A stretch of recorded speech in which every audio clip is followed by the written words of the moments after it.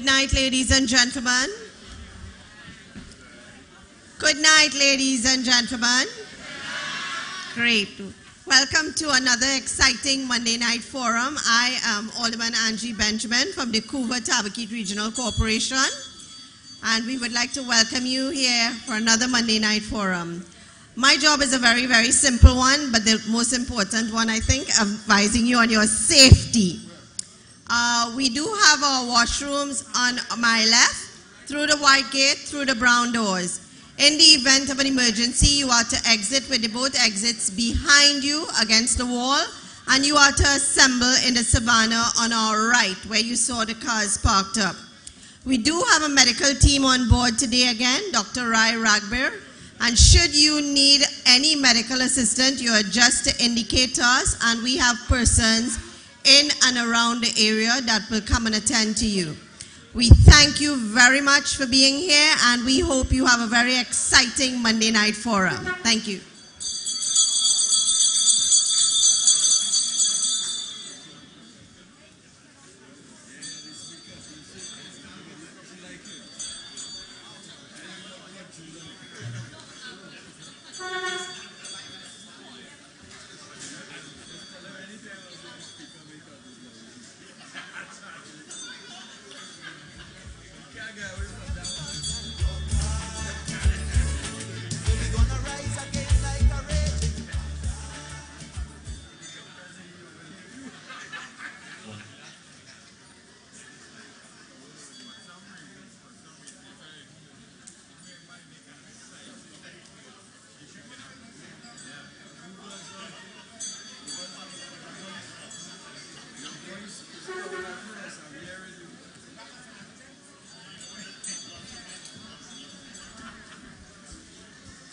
A special good evening to everyone. Good evening, everyone. Good evening. Welcome to the United National Congress Monday Night Forum in the constituency of Tunapuna. My name is Eli Zakul.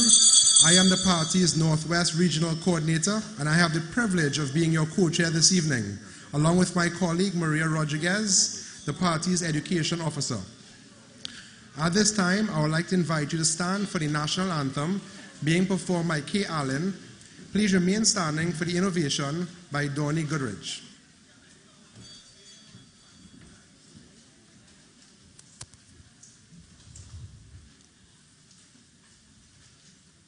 Forged from the love of liberty in the fires of hope and prayer, with a boundless faith in our destiny, we solemnly declare. Side by side we stand, islands of the blue Caribbean Sea, this our native land. We pledge our lives to thee. Here every creed and race find an equal place, and may God bless our nation. Here every creed and race find an equal place, and may God bless our nation.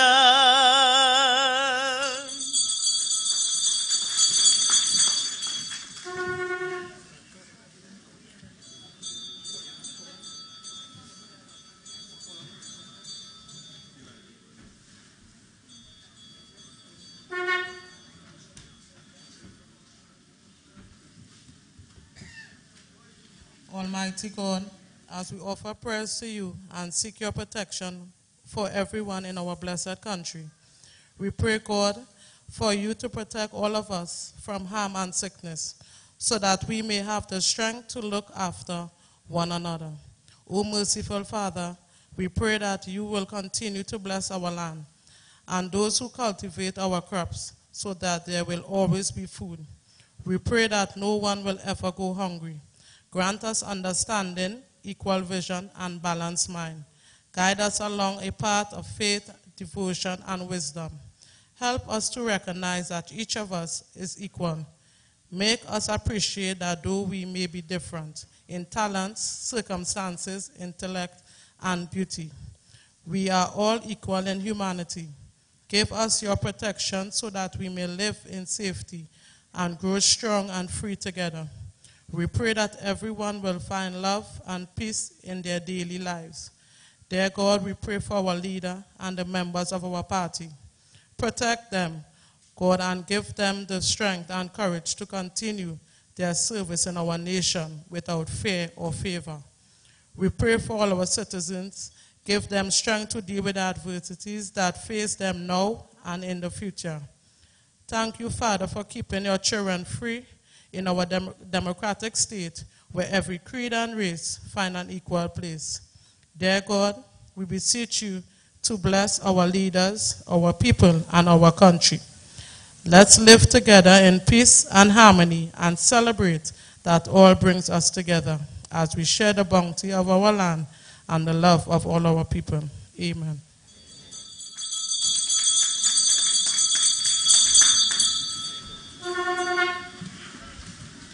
Persons at the side, there are seats available.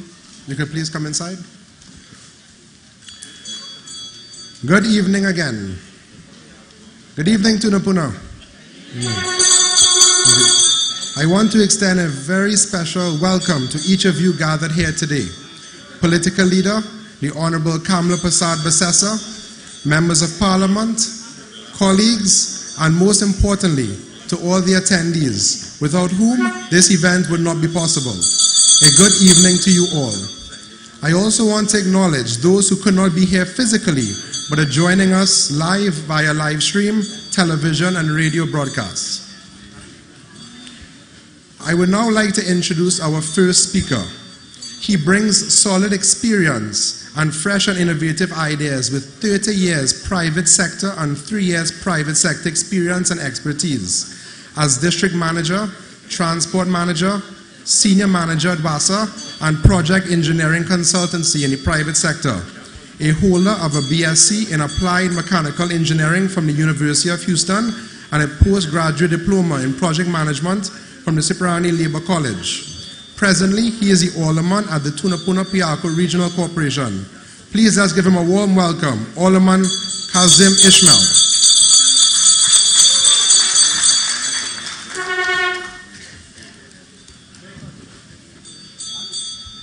A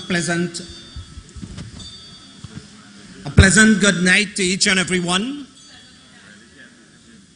All protocols follow. Brothers and sisters, in an effort to maintain our theme about fresh ideas and solid experience, I want to first of all thank our political leader and her team for choosing me to be our alderman and to represent the people and the burgesses of the Tunapuna Regional Corporation.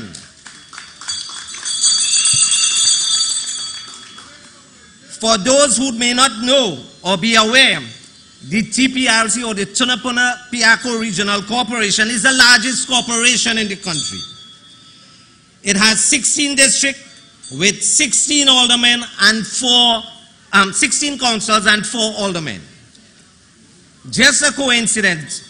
We got 32,000, the PNM got 32,000 votes, we got 22,000, and we were able to have 2 aldermen because of proportional representation. Also, with a difference of 10,000 votes, PNM was able to get 12 councillors, and we were able to only get 4. Clearly a case of gerrymandering of the system.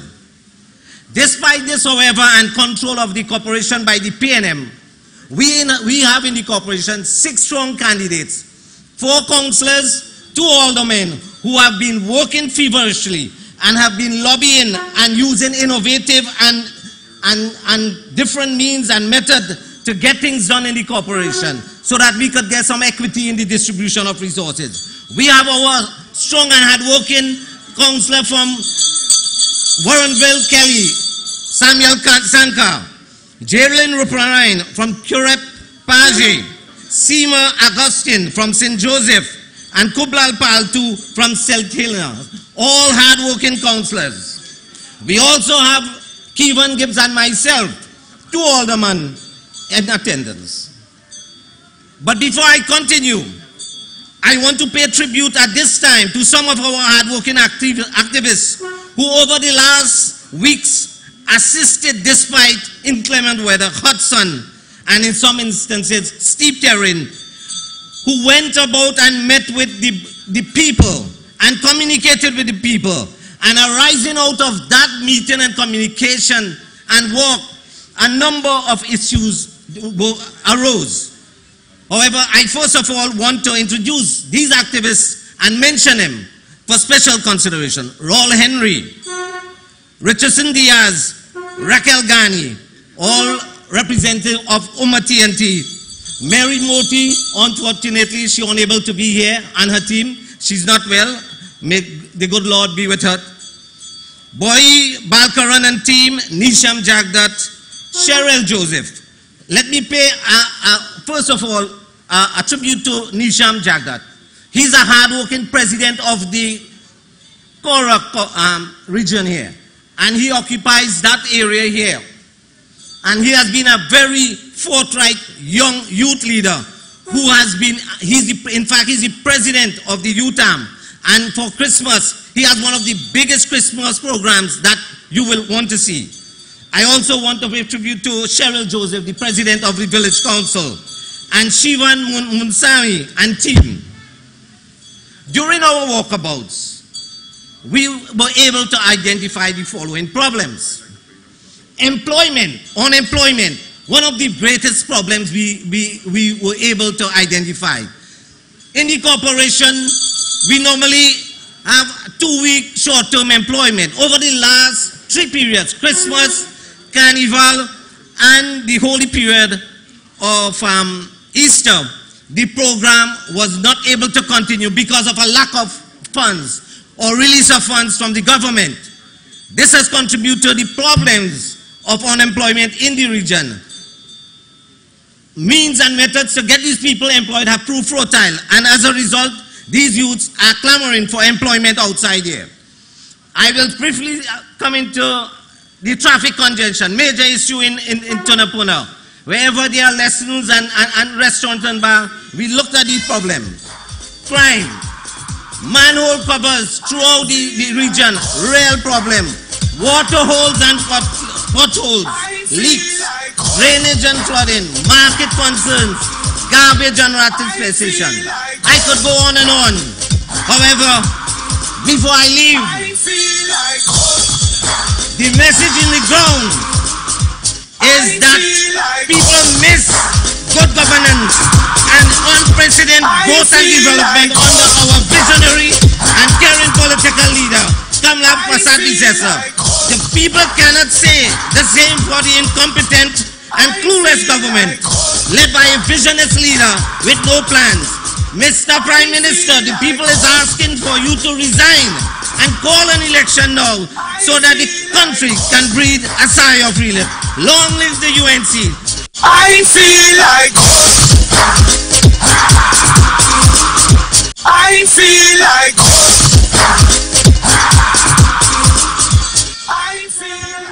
Let's hear it again for Alderman Kazim Ishmael. Now I want to introduce our next speaker. He is a communication and media manager with over 21 years of experience in media and communications. He is also a professionally certified and successful event manager that holds a master's degree.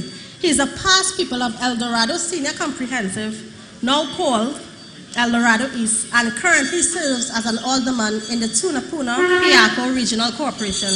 Let's give a warm UNC welcome to Alderman Kevin Gibbs.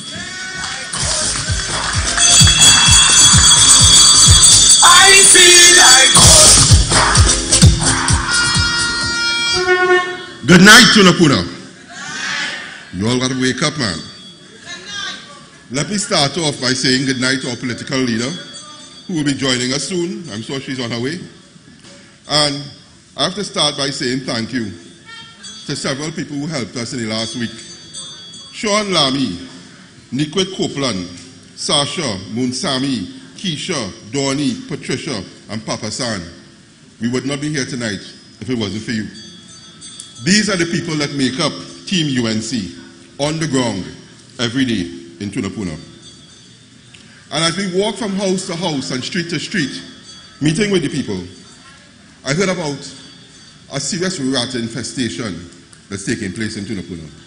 Tunapuna has serious sanitation issues. I heard about a young mother, well, I spoke to a young mother on Jubilee Street who's been fighting with rats when the night come in her living room.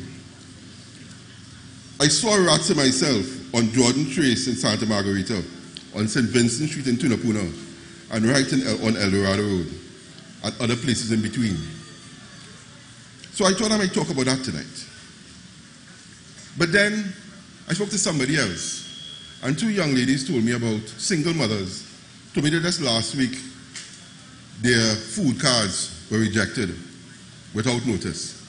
In the same week that they both of them had children that were doing SEA. So I thought maybe I'd talk about that. But then on Friday, I met a guy named Keston. Keston is a 30-something-year-old who has voted in every election in Trinidad since he was 18. And in every one of those elections, Keston has voted for the PNM. So in 2015, like a good PNM, he was red and ready. And he went out and voted for Esmond Ford. The problem is, Keston's vote didn't work for him. You see, at the end of the day, Keston's mom, the reason Keston used to vote is because Keston's mom was a public servant who taught her children the importance of democracy. And in the end, after she retired, the ministry was taking forever to get her pension. I'm sure many of you know how that feels. But while the ministry was taking its good time, Keston's mom was diagnosed with cancer. So Keston did what any good son would do. He went to the ministry, he pleaded for them to speed it up, because at the end of the day, he wanted his mom to benefit the money she worked for all those years, to have it in her last days. When that didn't work, he spoke to anybody that would listen. And then he turned to his member of parliament. Now, I try to be a fair person. So when Keston told me this, I couldn't believe it. Esmond Ford told Keston that he didn't have time. I don't know if he didn't have time on that day, or if he just generally didn't have the time to care. But anybody that lives in Tunapuna knows that Esmond makes time to go to every funeral and every wake and every wedding in Tunapuna. That's the point. You see, Esmond likes to look like an MP without being an MP, because he's a fraud. At the end of the day, the man should be called Esmond Fraud. Let me tell you all something. Esmond listed 24 things that he accomplished in Tunapuna in the last 3 years. One of them was that he cleaned the Caura River. My good friend here will tell you, the Caura River has been cleaned every year by the Ministry of Works. That is not an accomplishment. Every time a light bulb or a TNTech pole change, or somebody come to fix a water line, Esmond wanted to take a selfie with the workers. That's not Esmond. That's the councillors working in the corporation. If you want to be a councillor, you should resign as an MP and go back to being a councillor. You understand? I mean, it gets me angry. Because you see, at the end of the day, Keston's mom died without getting her pension. And when he told me that story, I felt for him, as any one of us here would. But I want to tell Keston something. And anybody else that voted for the fraud that we call Esmond, that the UNC and our leader insists that every single representative make time for each and every, not only the members of the UNC, but anyone living in the community, whether they be PNM or UNC or otherwise. And I want to just take 15 seconds to tell Keston that I'm sorry. I'm sorry his country didn't live up to what they were supposed to deliver to him and his mom. And I want to apologize. May she rest in peace.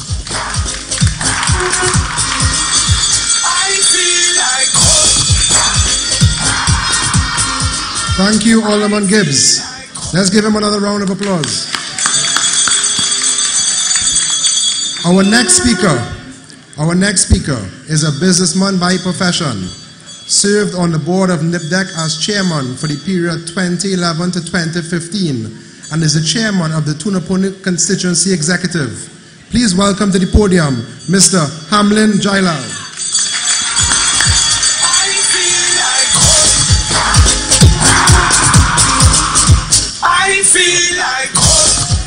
Thank you very much, Mr. Chairman.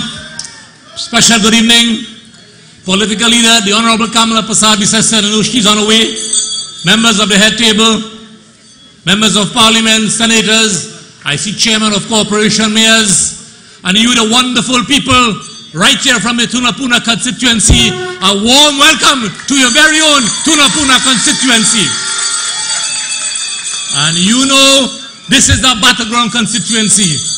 But allow me to pay special recognition to a former member of parliament, a man who brought home this constituency in the year 2000, Ambassador Mubin Assam. Nice to see you here, sir.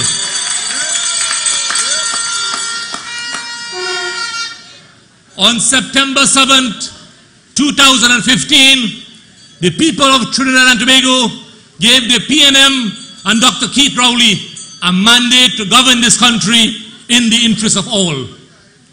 The PNM convinced 23 constituencies that they were ready and ready. There was euphoria, excitement, wild celebration among the supporters, and rightly so, because they won. They screamed out, "It is we time now." Now, as you meet those very supporters, and as we walk the streets of Tunapuna over the last 2 weeks, we met several of those supporters.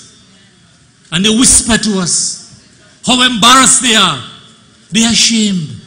They feel humiliated. They feel neglected. They feel abandoned by their very own party, the people who they put in power. You know, brothers and sisters, in less than 3 years of PNM rule, after 5 years of unmatched, unprecedented, unparalleled growth and delivery led by the dynamic Kamala Prasad-Bisesa, what has happened to this country? Today, what do we see? We see despair. We see despondency. We see hopelessness, pain and anger. I don't have to tell you about the murders. To date, it is some 1,220 lives have gone since the PNM took office in September 2015. The unemployment rate has skyrocketed. Some people say it's 40,000, 50,000. There are people going hungry in this country. Yes, I mean starvation. I ran into a couple doctors a couple of weeks ago, and they told me a young patient came, a child with a mom, and trying to diagnose this patient. You know what they realized when they asked the child, "What did you eat yesterday?" And the child muttered, "Nothing." And you know what the mom told the doctors? And it's so touching and revealing. They said, "Auntie Kamala gave me a food card and Uncle Rowley took it away." That's the reality, brothers and sisters. $500 and $600 means so much to thousands of people in Trinidad living below the poverty line. And that is what we have facing this country right now, brothers and sisters. So while some eating ham lamb and jamming with cigar in hand, thousands go without a meal, right here in Trinidad, not only in Venezuela, right here in our beloved land. But I have to ask the government of the day, where is the money? I must remind you, and it is important, because they make all sorts of accusations about the People's Partnership when they're in government. The budget of 2015-2016 was some $61 billion. Where did that money go? The budget of 2016-2017, $55 billion. Where did that money go? And the current budget is some $51 billion. Where is that money going? You know, sometimes I wonder if we ask this government to name 3 projects tendered and completed by this government, I wonder if they can name any. But you know, under Kamala Prasad, if we are to list projects, it will go on and on and on. I had the honor of being the chairman of NIMDEC, so I can list several projects. The MBA in Caroni, where you go to renew your permit, that's a project of the People's Partnership, brothers and sisters. First-class facility. I want to remind you, and great praise to our political leader when she was Prime Minister in Dr. Keith Rowley's constituency in Diego Martin and Coronage. State-of-the-art, modern health facility built by the People's Partnership, which Dr. Rowley did not do when he was a cabinet minister with the People's National Movement.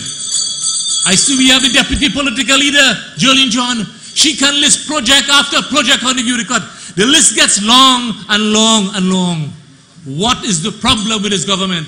It's not only about money. You can do a lot. It's about how you manage your resources.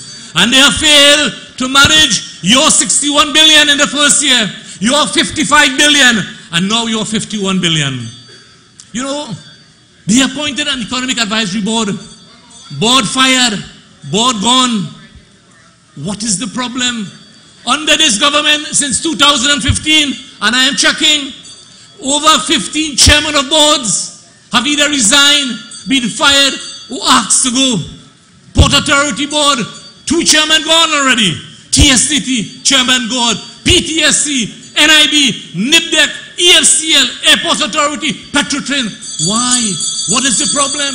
Nobody will stay the distance apparently under this government. But you know, we move on, and all politics is local. And during the past 2 weeks, we were walking the length and breadth of this constituency, putting a little fear in a good fella. Esmond Ford is a nice fella, but niceness don't help you. You have to deliver to the people of your constituency in Tunapuna. That is what matters. And my colleague Alderman referred to his list of accomplishments, but I was amused by one, and I use the word amuse. It is good. And let me quote him quickly. MP Esmond said, one of his major accomplishments, 100% acceptance of all invitations to the Caura Shiv Mandir, the El Dorado Village Council, and the El Dorado North Hindu Primary School. It is nice to attend the functions, but Mr. MP, what about the plight of the 100 farmers in the Caura Valley just up the road?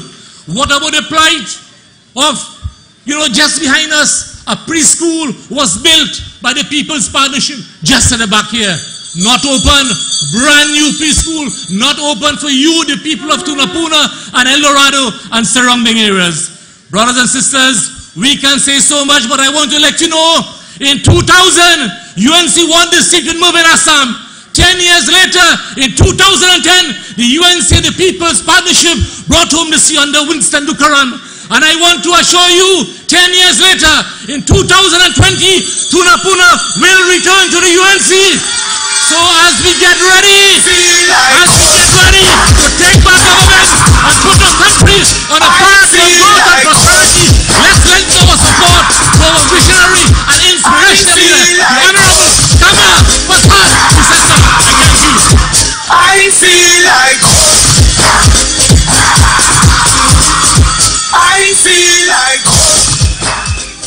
Thank you, Chairman Jailal. Very powerful speaker. Let's give him another round of applause.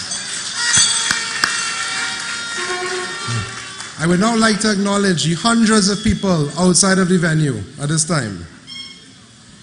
Our next speaker is an insurance executive by profession for over 36 years and a former resident of Tunapuna for many years. He has a long history of service in several fields.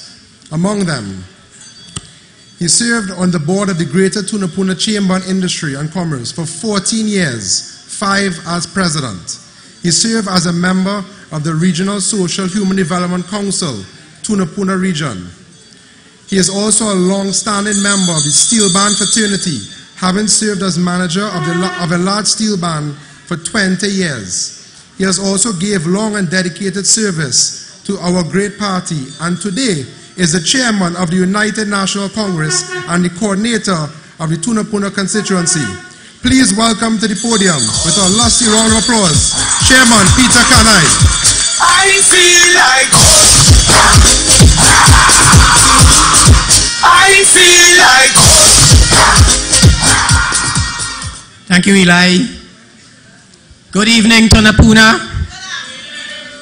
And first of all, let me, on behalf of Team UNC, the team that worked, as Chairman Jailal told you, the team that worked for the past 2 weeks, let me say thank you to everyone in Tunapuna, because everywhere we walked, we received a very warm welcome. So thank you, Tunapuna.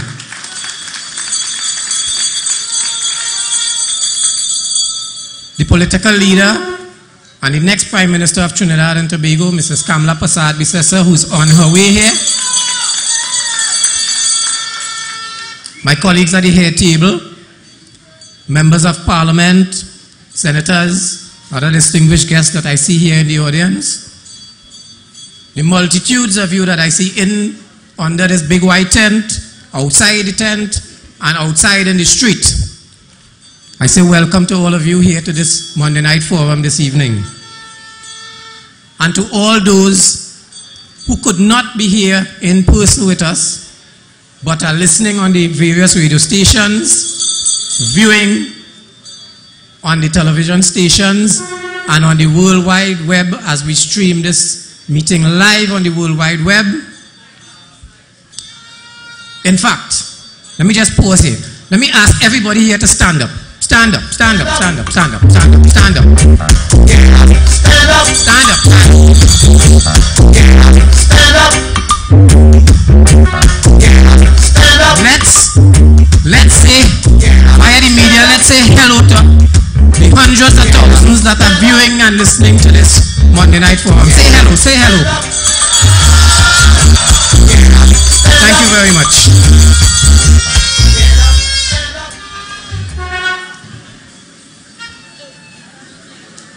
As you would have heard a few moments ago from the Master of Ceremonies, Eli,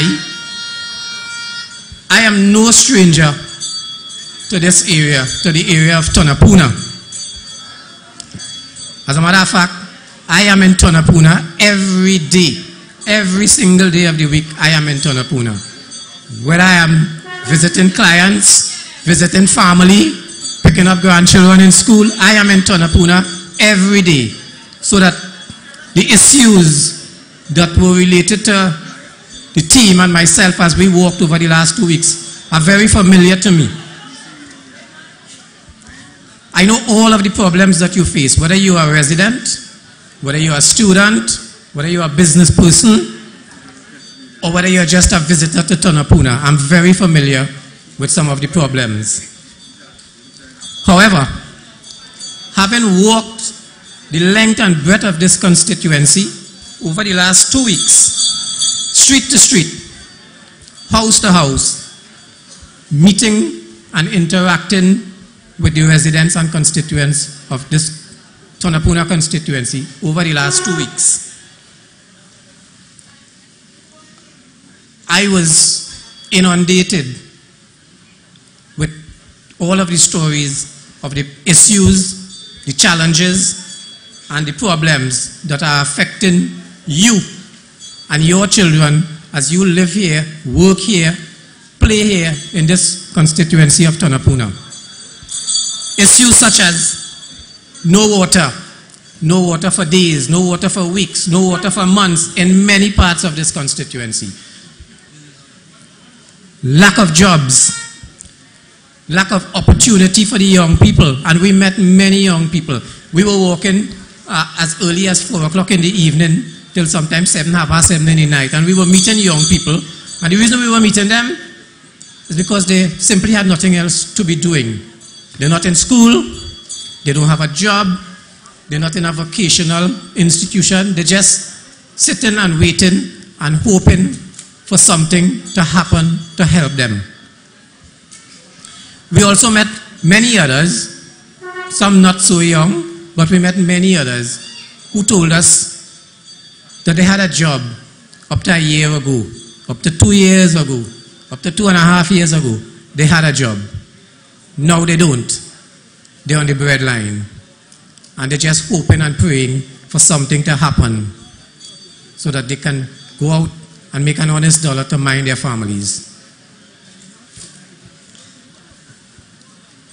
The business sector in this community is reeling under the pressure of an economy that has been stalled for 3 years. Crime. Parents finding it hard to make ends meet to provide their children with a proper education at all levels, be it early childhood center or educational, with the removal of gate to a large extent, the removal of books, laptops, and even lunches. And as I speak to you here today, one of the things that was pointed out to me when we walked here is that right behind this venue, there is an early childhood center that was built under the Kamla Prasad Bisesa government. Since then, that center has remained closed. And no one could say why it's closed. It's just closed. So your children don't have the benefit of an early childhood center that is right there. Tonight, on behalf of the United National Congress, I call on the government, the PNM government, the Minister of Education, and the MP for this area to open immediately that early childhood center that is sitting idly there for the benefit of the children in this area. The other burning issue that was faced here in this constituency that they are still facing, and Alderman Kevin Gibbs make brief mention of it, is the question of sanitation. Over the last 2 weeks as we walked this constituency, we saw piles and piles of garbage on every street that we walk, in every area of this constituency, in every electoral district. Piles and piles of garbage. In the drains, on the streets, in the vacant lots, garbage piles up. Yesterday, we started our walks here 2 weeks ago in this El Dorado area.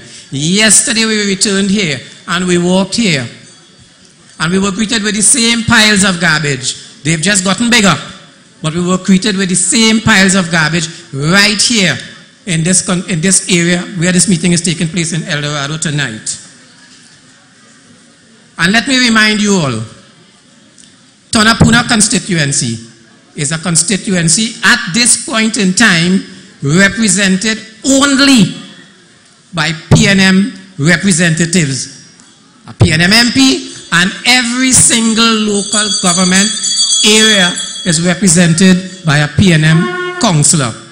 But the state of this place is unbelievable. Take a look at this video. How long is it? Since about February month.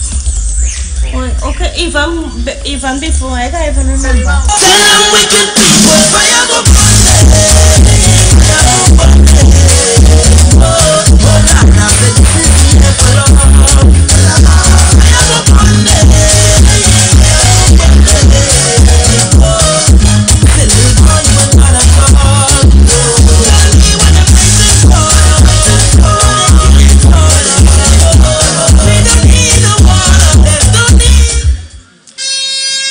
That's the state of Tunapuna. That was filmed as we walked up to yesterday. And even though as we walked this constituency, the cries that we heard was, it's time. We can't take this anymore. We want back Kamla, and so on. There were still some people in this constituency who perhaps they were ashamed, perhaps they wanted to be politically correct, but there were some people who said to me, well, the MP is a nice fella. You heard Hamlin say that as well. The MP is a nice fella. Well, to all those people who think the MP is a nice fella and that's why he's the MP, I want to say to you, if being nice was all it took for you, the people of Tunapuna, and the people of Trinidad and Tobago by extension, to be the beneficiaries of good governance, respectable governance from your leaders, for jobs, for opportunities, for hope, regular and reliable local government services, and a progressive economy where everyone in Trinidad and Tobago will receive a share of the pie. I want to say to you, if nice is all it took, then Kamala Prasad Bisesa should be Prime Minister for life, because she is one very, very nice lady. So Tunapuna, I want to say to you tonight, whenever the general election is called, whenever the local election is called, you need to be ready. You need to be ready. It's been said, and Mr. Assam can be amute, it's been said many a times that whoever wins Tunapuna wins the general election. So you people in Tunapuna need to be ready whenever the next general election is called to put the UNC government back into office. Thank you very much. I feel like I feel like Thank you, Chairman Peter Kanhai. Our next speaker, she served as the General Manager of the PTSC. She also was the Chief Executive Officer of the Pizza Boys Group. She also served as the Managing Director of the Housing Development Corporation, as well as the Chairman of UDCAT, and was a board member of TNTech, and is currently serving in the energy sector. Let's give a warm UNC welcome for Deputy Political Leader, Jolene Jan.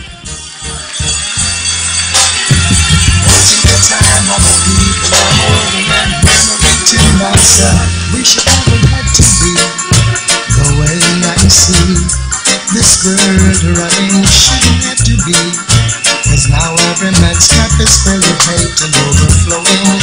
Father, I know things have gone wrong, yeah, it's wickeder than before. We really check that we could have run things, but it don't look so anymore, no. Come down, Father, come down.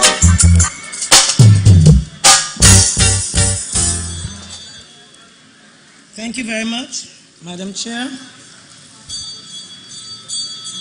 Members of the head table, Senator Wade Mark, former Minister Joseph Tony, Mr. Hamlin Jalal, Chairman Peter Kanhai, our dear Mervyn Assam, other MPs, thank you all so much.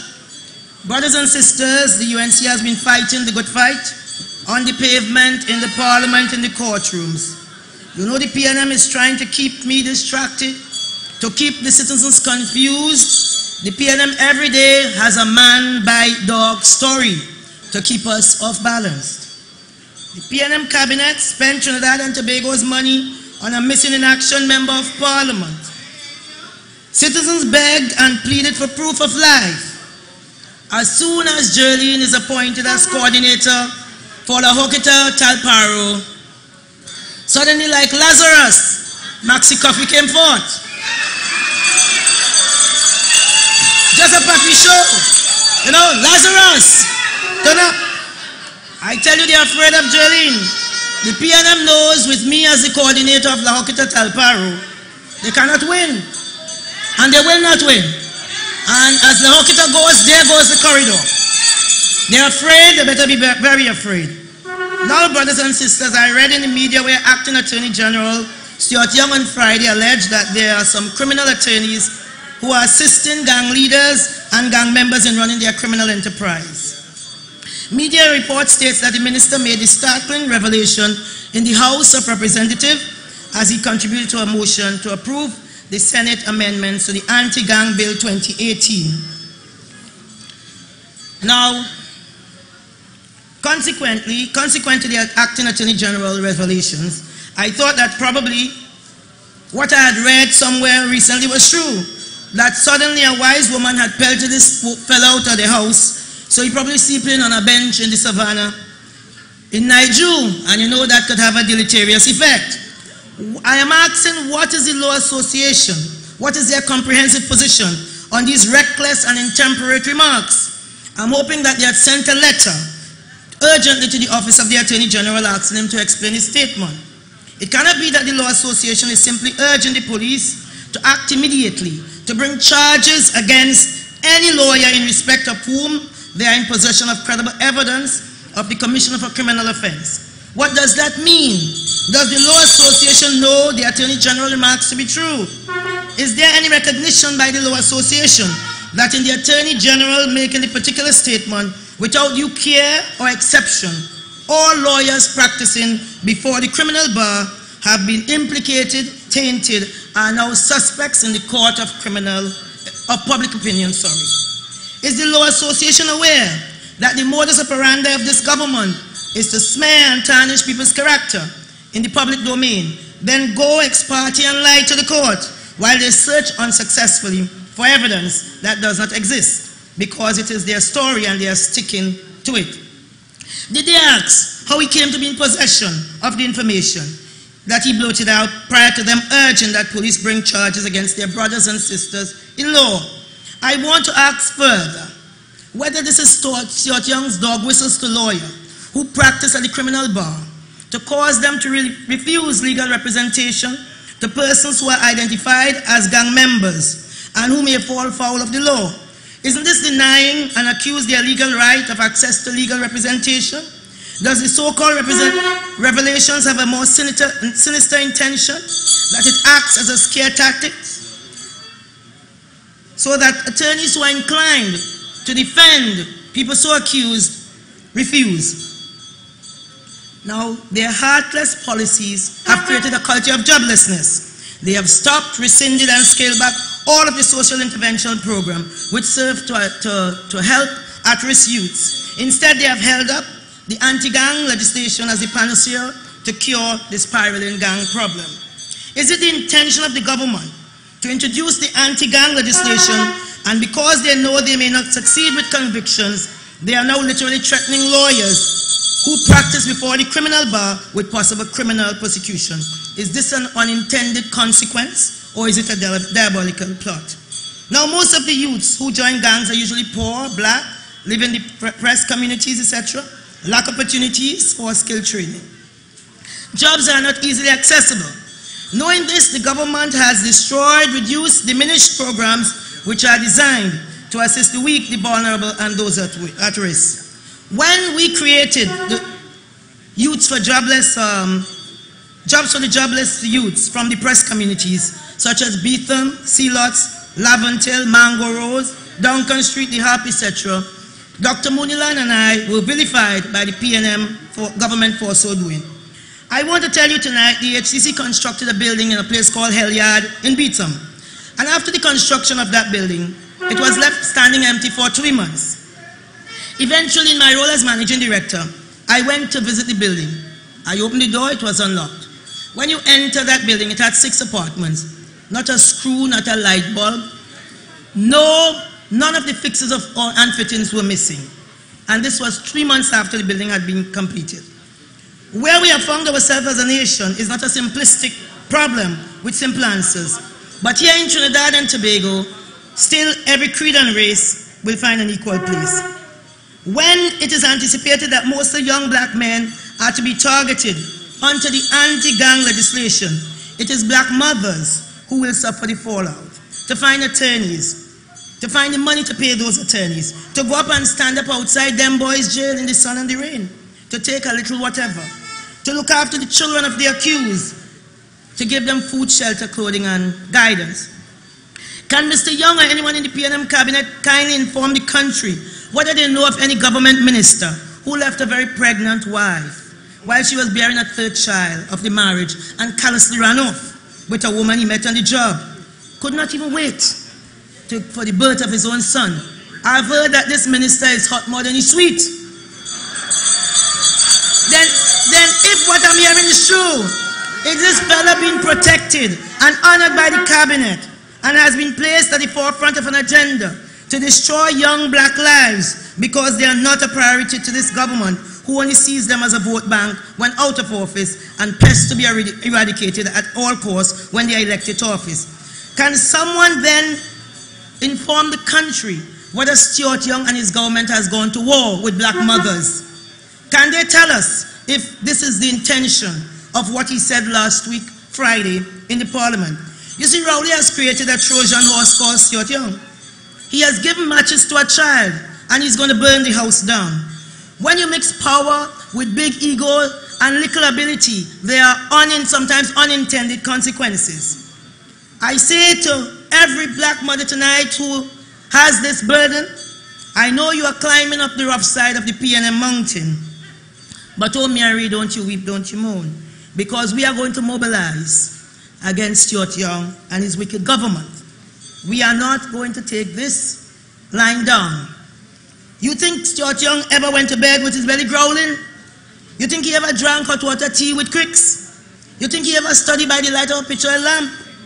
No, it's a poor people thing. He wouldn't understand. You see, when my daughter was going to law school, there was no gate to pick up the cost of tuition. Many months we had to decide if to pay the mortgage or tea and tech. My beloved mother will tell me, girl, wait on the Lord and be of good courage.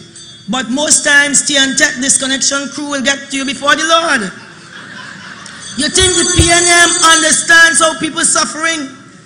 They understand that people are struggling? The behavior of this government make you believe they are not from here. Do you think Kintuck, that Minister of Finance, who really and truly not from here, you think he cares about allocating any money for intervention programs to help the at-risk youths? We are not asking for almond milk and yogurt. God knows we don't have access to banks that open in midnight and spit out $165,000 just so. We're not up in the big leagues to get real money for a fake oil contract. We are looking for opportunities for our children, all of our children, for jobs, for gate, for laptop, for a seat at the table.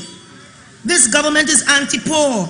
All of their policies are harsh and oppressive, driving the poor into hopelessness and the middle class into poverty.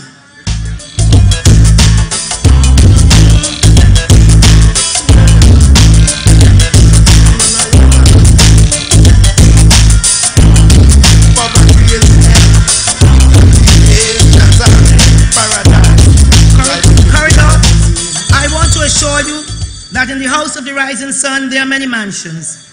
And if it were not so, I would have told you that it is not so. Our policies are driven by love for the country, by love for the people.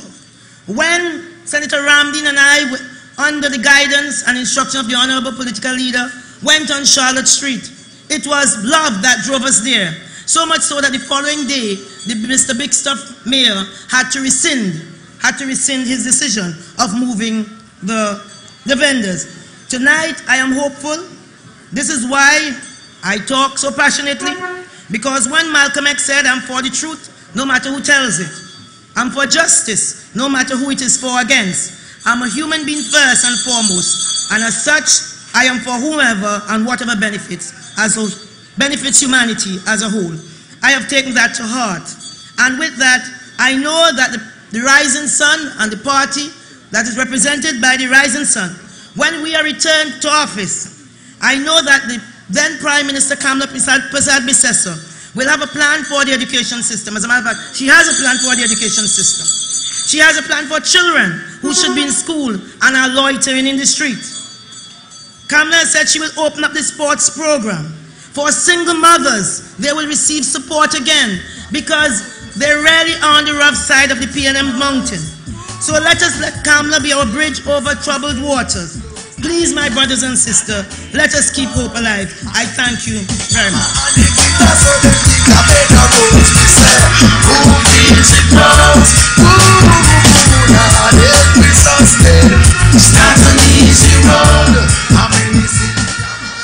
Thank you, Ms. John. Now our next speaker, he is a founding member of the United National Congress, the former chairman of the UNC, a former government minister, and the Speaker of the House, and he currently serves as the leader of the opposition's business in the Senate. Let's give a warm welcome for Senator Wade. I feel like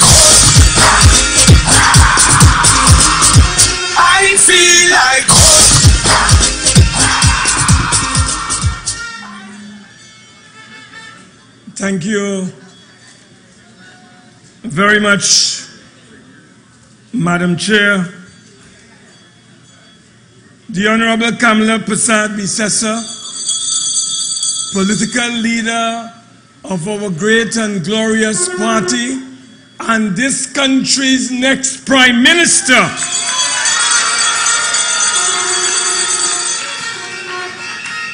My colleagues on the platform, members of Parliament, Brother Movin Assam, former Prime Minister, acting Daphne Phillips, many of our colleagues who are councillors and mayors here today, aldermen, activists, friends, brothers and sisters, members of the media, my brothers and sisters all.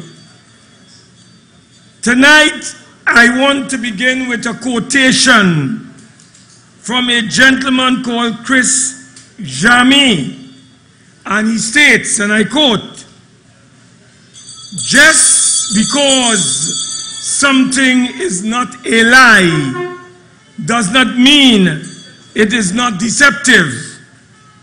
A liar knows that he is a liar, but one who speaks mere portions of truth in order to deceive is a craftsman of destruction." Tonight, we want to spend a little time on this country's craftsman of destruction. We have been told by this craftsman of destruction that the economy is about to turn around and we are about to see light at the end of the tunnel. We are told by this craftsman of destruction that he, as if he has taken over the job of the governor of the central bank,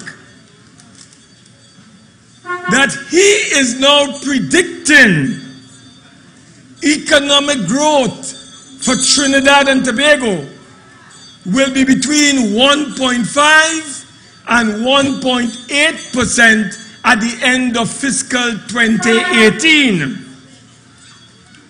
Now, brothers and sisters, this has come against the background of the International Monetary Fund revising downward its initial forecast for Trinidad and Tobago for economic growth for fiscal 2018.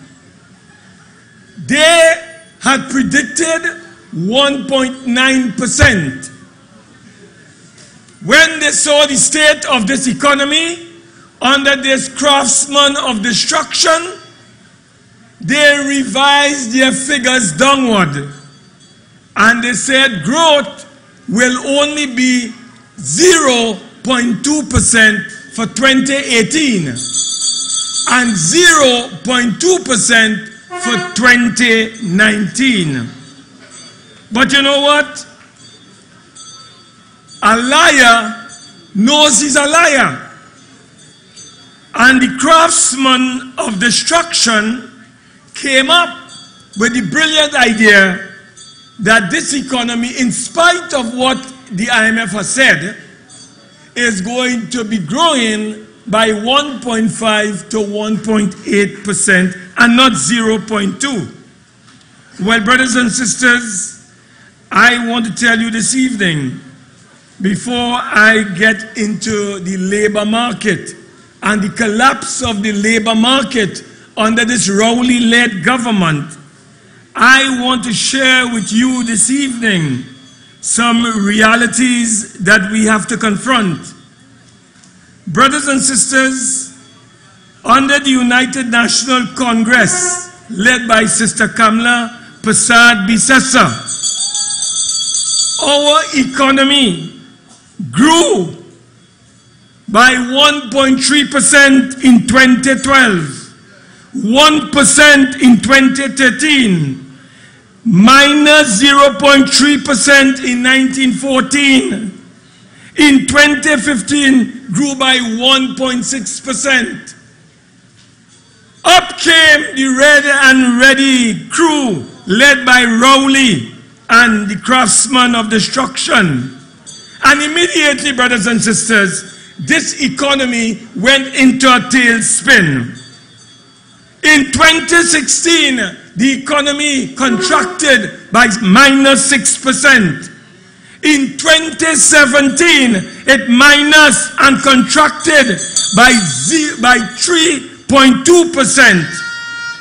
And the IMF is saying with the incentives that we gave as a government in 2012 and 2013 to the energy sector and the energy companies, the economy will grow by 0.2%.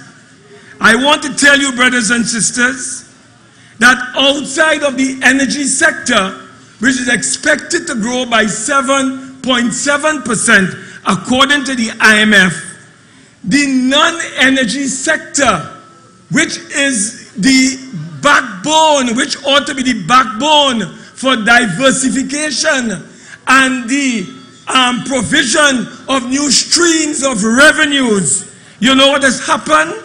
I will tell you.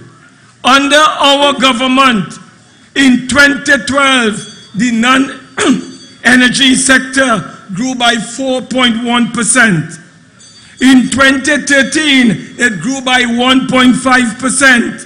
In 2014, it grew by 1.1%. In 2015, it grew by 2.6%. And as soon as Hurricane Rowley and his gang arrived in this country, my brothers and sisters, the non-energy sector contracted by 1.9% in 2016. It contracted by 3.1% in 2017. And in 2018, it is predicted to contract by 1.2%. So, brothers and sisters, the non-energy sector is contracting and not growing. And at the same time, some of the major macroeconomic indicators, like our foreign exchange reserves, IMBERT is supervising the decline and the depletion of our foreign exchange reserve. When we were there, brothers and sisters, we left $11.4 billion of foreign exchange reserves, equivalent to 12.7 months of import coverage.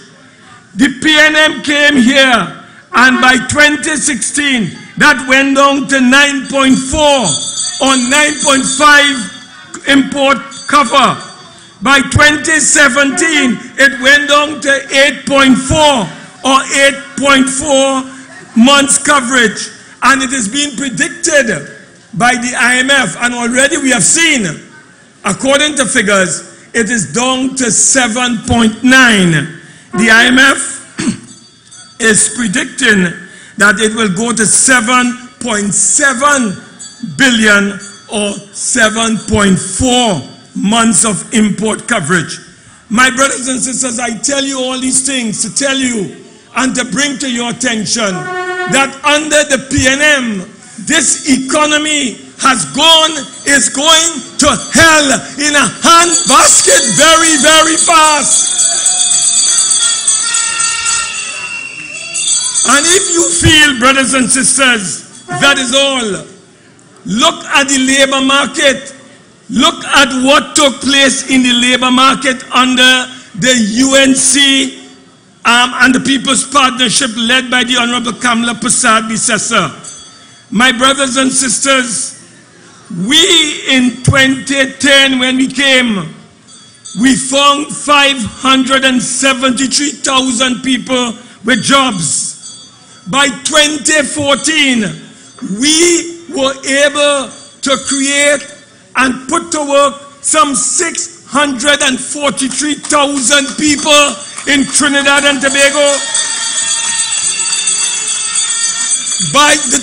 By the time the PNM came, and at the end of June of 2017, You know what is the rate of employment for people? How many persons are in jobs? 602,000.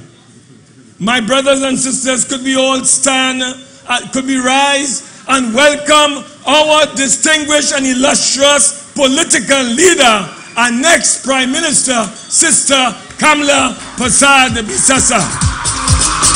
I feel like I feel like I feel like I feel like I feel like I feel like I feel like I feel like I feel like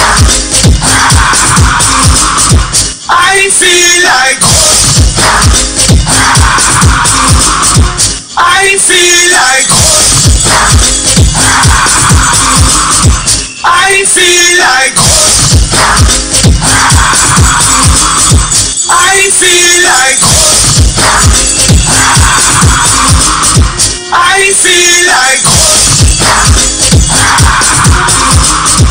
I feel like I feel like I feel like I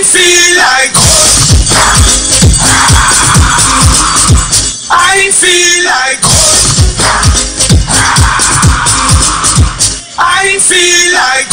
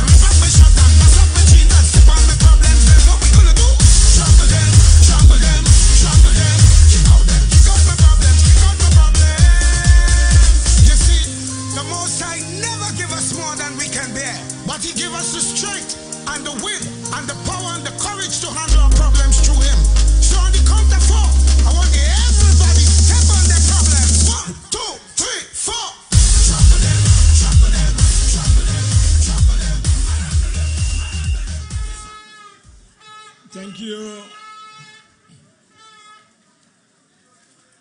My brothers and sisters, once again, put your hands together and welcome the Honorable Caura Bisasa.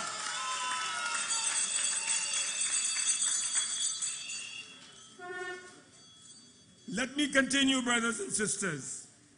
When we came to office in 2010, we met an unemployment rate of 6.7%.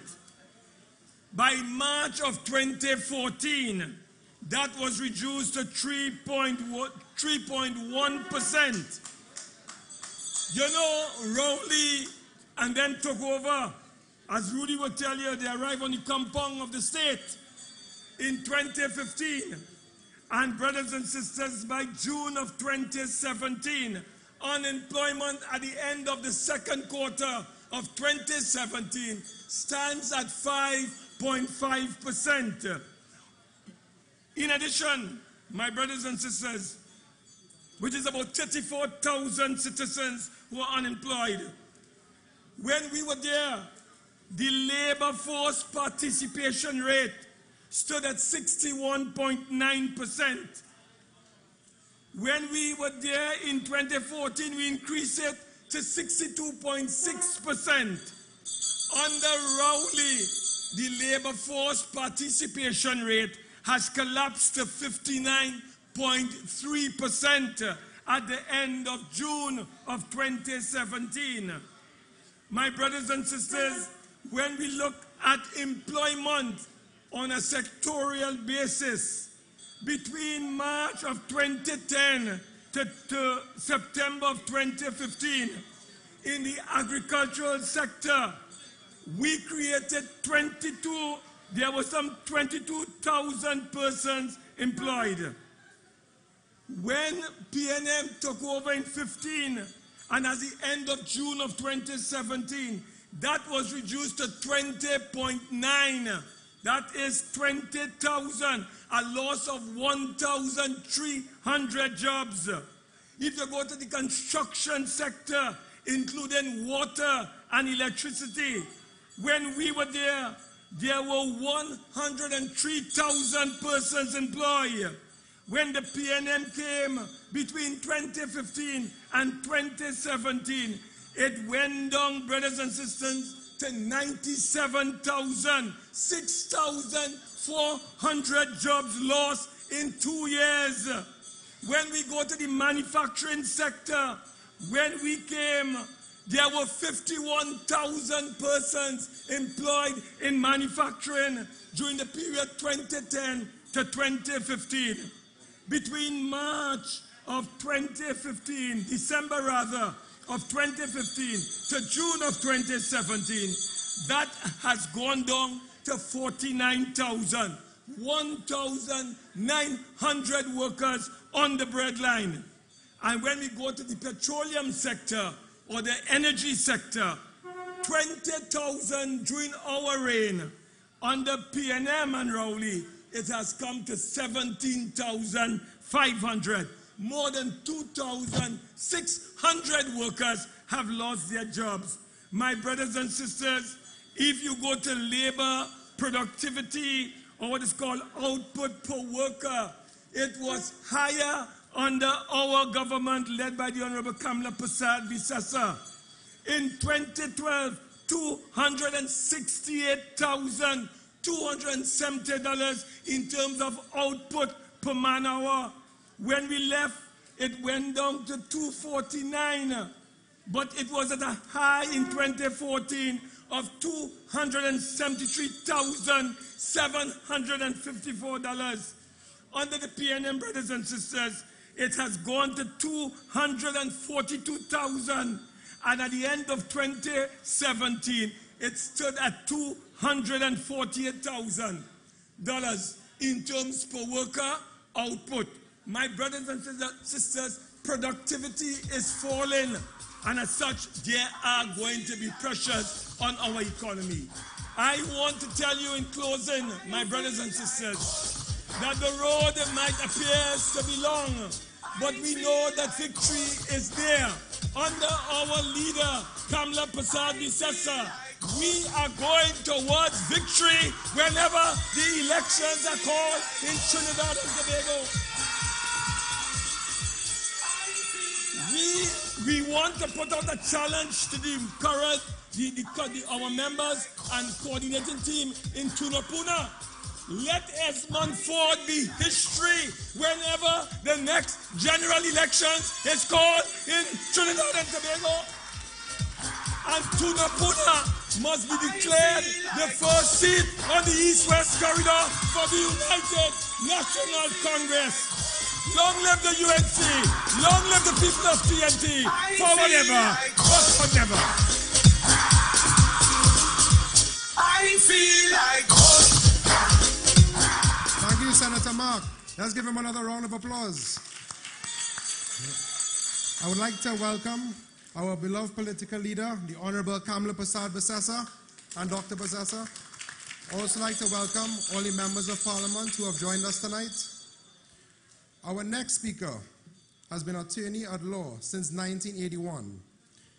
A former member of Parliament for Toko Manzalina, now Toko Sangre Grande. A former Minister of National Security. Former chairman of the Port Authority. And when he was chairman, there was no problems with the Inter-Isla Ferry Service. He's also a former deputy chairman of the FCB and chairman of First Citizens Asset Management. Please, let's give him a warm Tunapuna welcome, Mr. Joseph Tony. I feel like hope. I feel like hope. I feel like hope. Thank you very much, Mr. Chairman, Mr. Kanai, Chairman of the party, Madam Political Leader, Dr. Bisesa, members of the head table, members of Parliament, councillors, aldermen, my very good friend, Mr. Mervyn Assam. We are at it again. I'm sure most of you must be wondering, well, what Joseph Tony doing on a UNC platform tonight?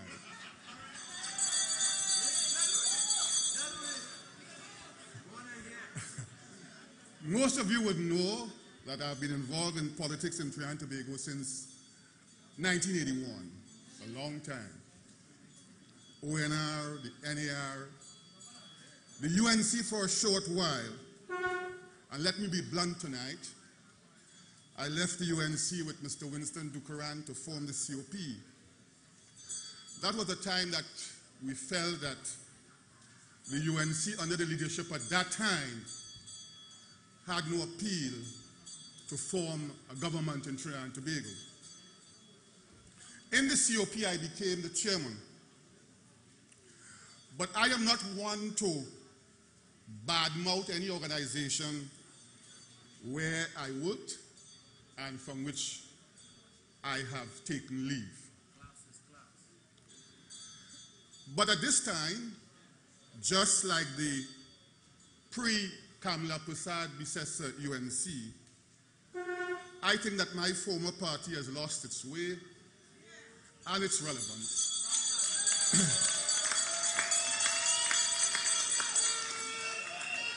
And is unable to appeal anymore to the voters of the population.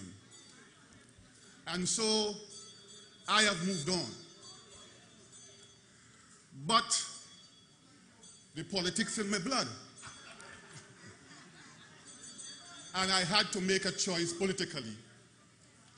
I come back to that very question.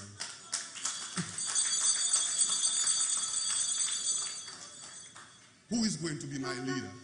Who is your leader?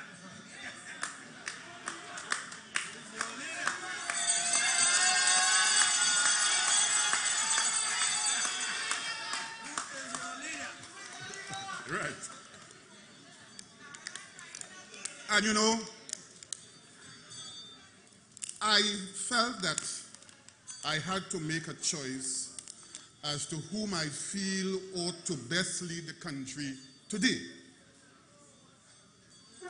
Whom do you think can lead the country to a better place, a good place? Not for me. I am getting a little aged, but for my children and for my children's children. And so I had to make a very short comparison between the leaders who are up and about in Trinidad and Tobago today. the one who is in government and the one who leads the opposition.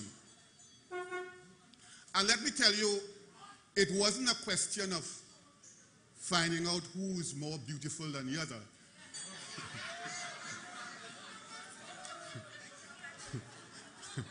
We will leave that for another night. It was a question of whom I feel and whom many feel is best able to resolve the problems of Trinidad and Tobago, whether it comes to the question of health, whether it comes to the question of sport, whether it comes to the question of jobs and economy. And I heard Senator Mark just now expound upon what the last government under Mrs. Kamla Persad-Bissessar was able to do with jobs and what is happening to today. So I won't go into that as I go on later on. What we are able to do with traffic congestion, what the two leaders can say or have done about safety and security, and ensuring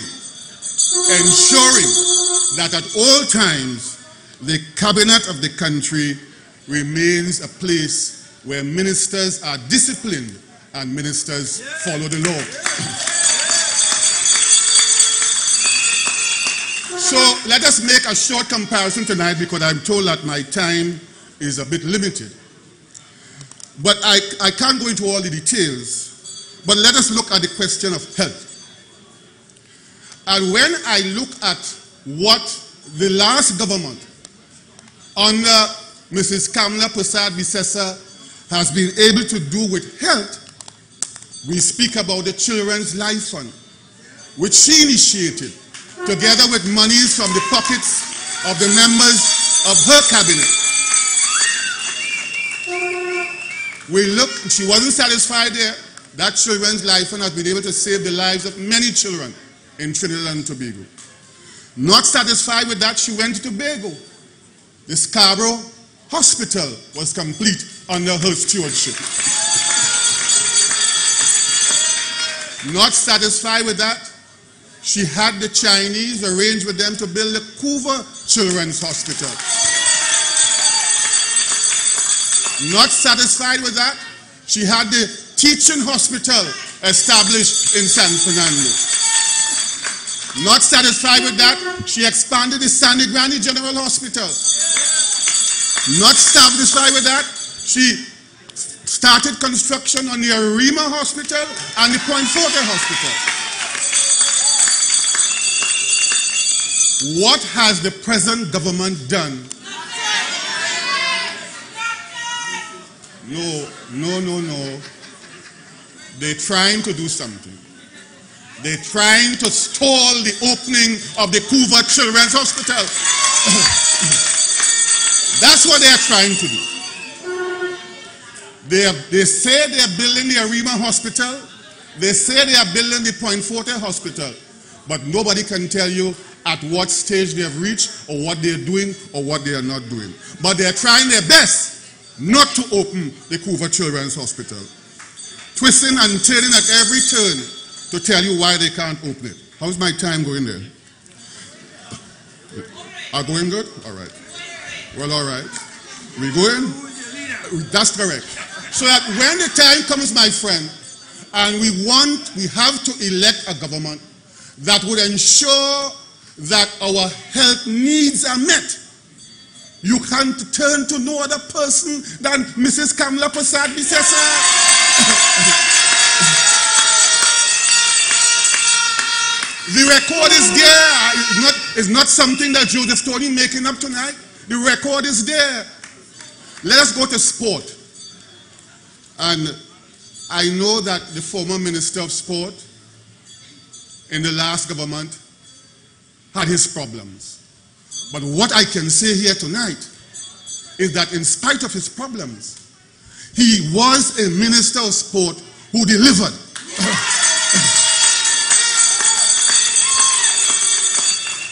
The Racket Center in Tacarigua, the Aquatic Center in Couva, the new cycling velodrome in Couva, the Irwin Park facility in Siparia.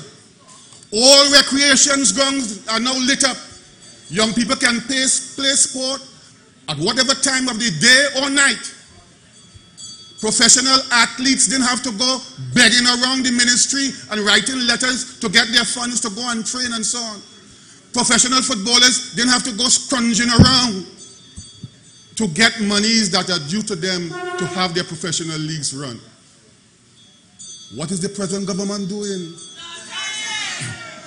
We're not talking about Darrell Smith tonight here. We know what he's doing.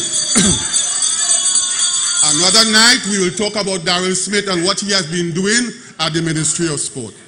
Traffic congestion, the Point Fortin Highway, the one that Madam Prime Minister, Madam Kamala Persad-Bissessar built in the Valencia area. Ease up all the traffic. No more traffic jam in Valencia Junction. You know, this present government is building 2 highways in the east. So they say. One from Kubuto to Manzanilla, and the other one from Valencia to Toco. I go there in that area very often. Nobody can tell you where the highway is starting and where it will end. Nobody. The one from Kubuto, nobody can tell you where it's going to start, where it's going to end. Nobody can tell you. The one from Valencia to Toco, where it's going to start, where it's going to end, nobody can tell you. And my friends, I just want to touch a bit on education. And I want to talk about the laptops. Laptops are back, thank God. But you know what? It's the hypocrisy of the present government and the present leader of the government. He went all throughout the length and breadth of Trinidad and Tobago, bad-mouthing the use of laptops. Now, I mean to say, when people in the modern world hear a leader of government in the 21st century bad-mouthing laptops for the use of children at secondary schools, then heaven help Trinidad and Tobago. He went and he did all of that. He won the government. Today he's coming back and saying, bringing back the laptops, but the laptops will stay in school at Kote C, Kote Lab. Yes, it is an initiative that was started by the Honorable, the Prime Minister at the time, Mrs. Kamala Persad-Bissessar. And Mrs. Bissessar, I heard you at another forum, and when we get into government, I'm going to hold you to that, that we are going to give laptops not only to the secondary school children, but to the primary school children as well.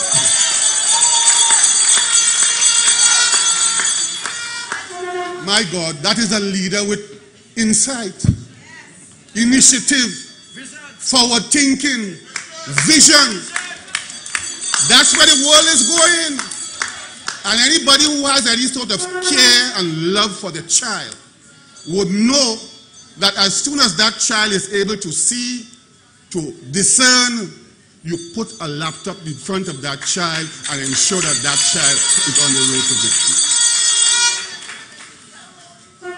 Another night, Mr. Chairman, Madam Leader, I will speak about the DB campus, because that again was another initiative under Mrs. Kamala Persad-Bissessar in education.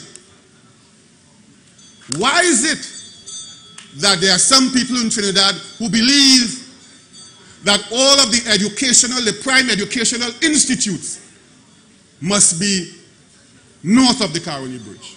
Why? Why is it that there are other parts of the country need development? They need for us to know that they need to feel that they belong. So the DB campus, Madam Leader, Mr. Chairman, is another initiative that we would wish to see carry forward when we form the next government come 2020. Now, my friends, I think I said enough tonight. They just gave me 10 minutes, but I have much more to say, but I want to say to you tonight that whether you go and pray in a church, whether you go and pray in a mandir or a temple, whether you go and you pray in a mosque, whether when you pray you use the Bible, whether when you pray you use the Quran, the Bhagavad Gita, whether you pray to Jesus, whether you pray to Jehovah, to Mother Lakshmi, Ram and Sita, to Prophet Muhammad, now is the time for us to put aside all those differences. Let us band together as one to rescue Trinidad and Tobago from the claws of this present government. Mrs. Kamla Prasad Bisesa during the period 2010 and 2015, and I followed her career even before that, has demonstrated beyond a shadow of a doubt that she is a wonderful, humane, personable, and efficient Prime Minister. Not the type of character whom we now have who occupy the office of Prime Minister. So my friends, tonight here in Tunapuna, let us rally around Mrs. Kamla Prasad Bisesa. Let us rally around the United National Congress.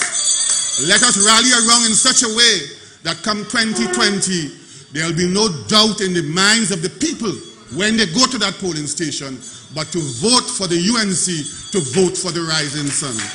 So God bless the people of Trinidad and Tobago, God bless the United Congress, and God bless Kamla Prasad Bisesa. Thank you very much. I feel like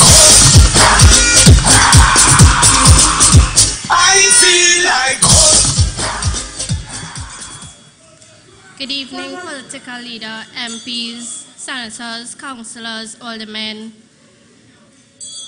Good evening, Tunapuna. My name is Raquel Ghani, and I have the privilege and honor to introduce to you a person who is very special to everyone gathered here this evening. A very strong woman who, by her accomplishments, has paved the way for people like me to serve you, the people of this country. She is the only leader we can say ever had the young people of the nation at heart. The only leader who has always acted while thinking about the future of Trinidad and Tobago. Coming from the St. Anne's East constituency, we have been neglected by the Keith Rowley administration. The people have been appealing for simple work to be done to the development of the community. I am seeing a government that is refusing to help the people of the East-West corridor, or even the country at large. They have broken every promise and they continue to make excuses. The leader I'm about to introduce does not make any excuses. She gets the job done. She stood for the Charlotte Street vendors just the other day. She stood for sustainability in the lives of the less fortunate. She introduced the laptop program. She introduced the baby grant. They took that away. She raised the minimum wage twice in her tenure. She was an alderman in the St. Patrick County Council. She was the first Attorney General, female Attorney General, the first Minister of Legal Affairs, Member of Parliament for Siparia, now the first female leader of the opposition and soon to be next Prime Minister of Trinidad and Tobago. It is with great honor I present to you the leader of the opposition and political leader, the Honorable Kamla Prasad Bisesa, SP. Let's remember performance, photo, and date. I feel like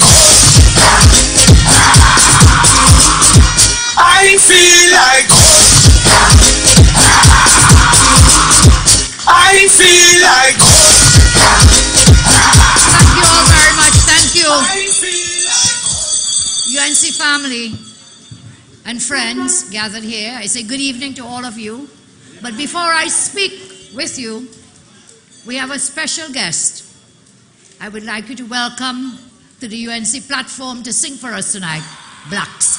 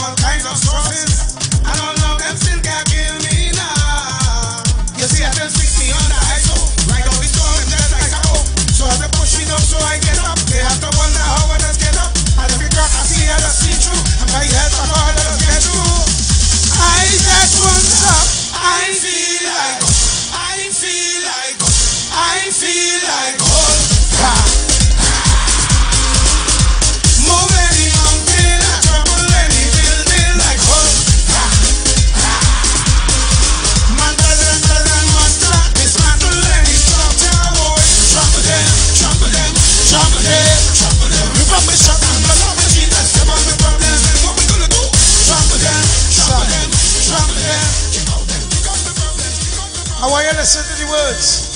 Trials and testings does come before blessings, but we have to be patient, yeah. Weeping and mourning in the night, but joy in the morning. But we just have to endure. You see, God, when the night comes, so you don't really need the light up. They say what goes around comes right back around like the way until the time comes. So from sunset to sunset, you could catch me busting a sweat. I must climb out. I feel like move any mountain, I trample any building like man better than monster. Dismantle any structure, boy. Trample them, trample them, trample them, trample them. Rip up the shot and bust up the sheet and step on the problems. Then what we gonna do? Trample them, trample them, trample them. Kick out them, kick out the problems, kick out the problems. You see, the Most High never give us more than we can bear. Ladies and gentlemen, I am blessed to be here. Somebody say, yeah, yeah. I am not a politician, I'm a musician.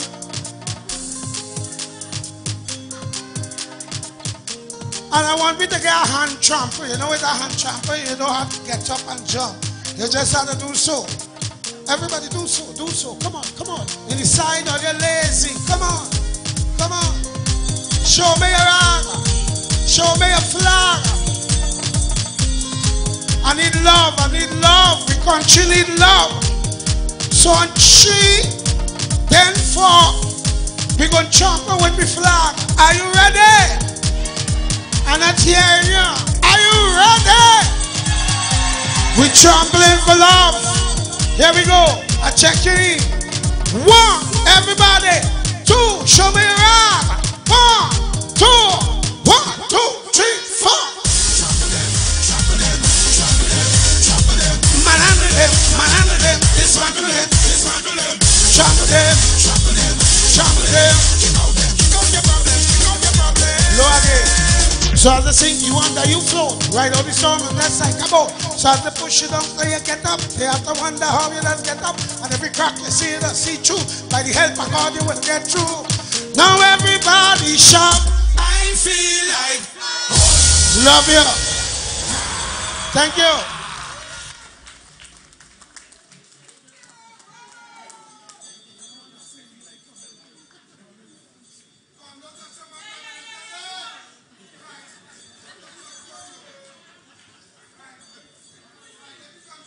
Okay, let's give him a round of applause. Thank him so much.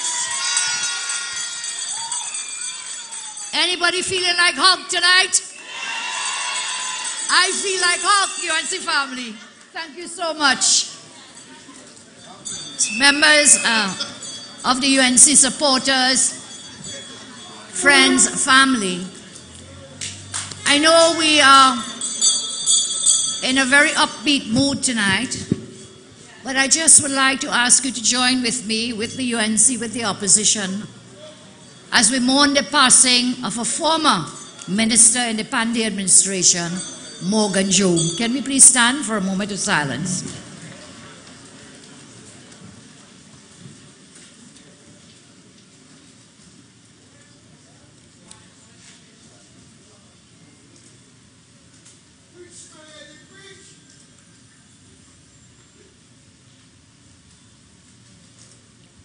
Thank you very much. Morgan was my colleague in the parliament under Mr. Pandey's first government. I sat next to him in the parliament. He was a tremendous parliamentarian. He stood for rights of all, for the poor, the black, the undertrodden. And he was a very brilliant person. For those who knew him, he was a very brilliant and learned man. May his soul rest in peace. There are several issues I would like to share with you tonight. Some of them of immediate concern and some of mid-term and long-term. And time will be tight because we had an extended program tonight. I want to thank former Minister Joe Tony for his contribution and for his support as we fight the good fight in this journey to government, to good government. I want to thank our Deputy Leader, Jillian John.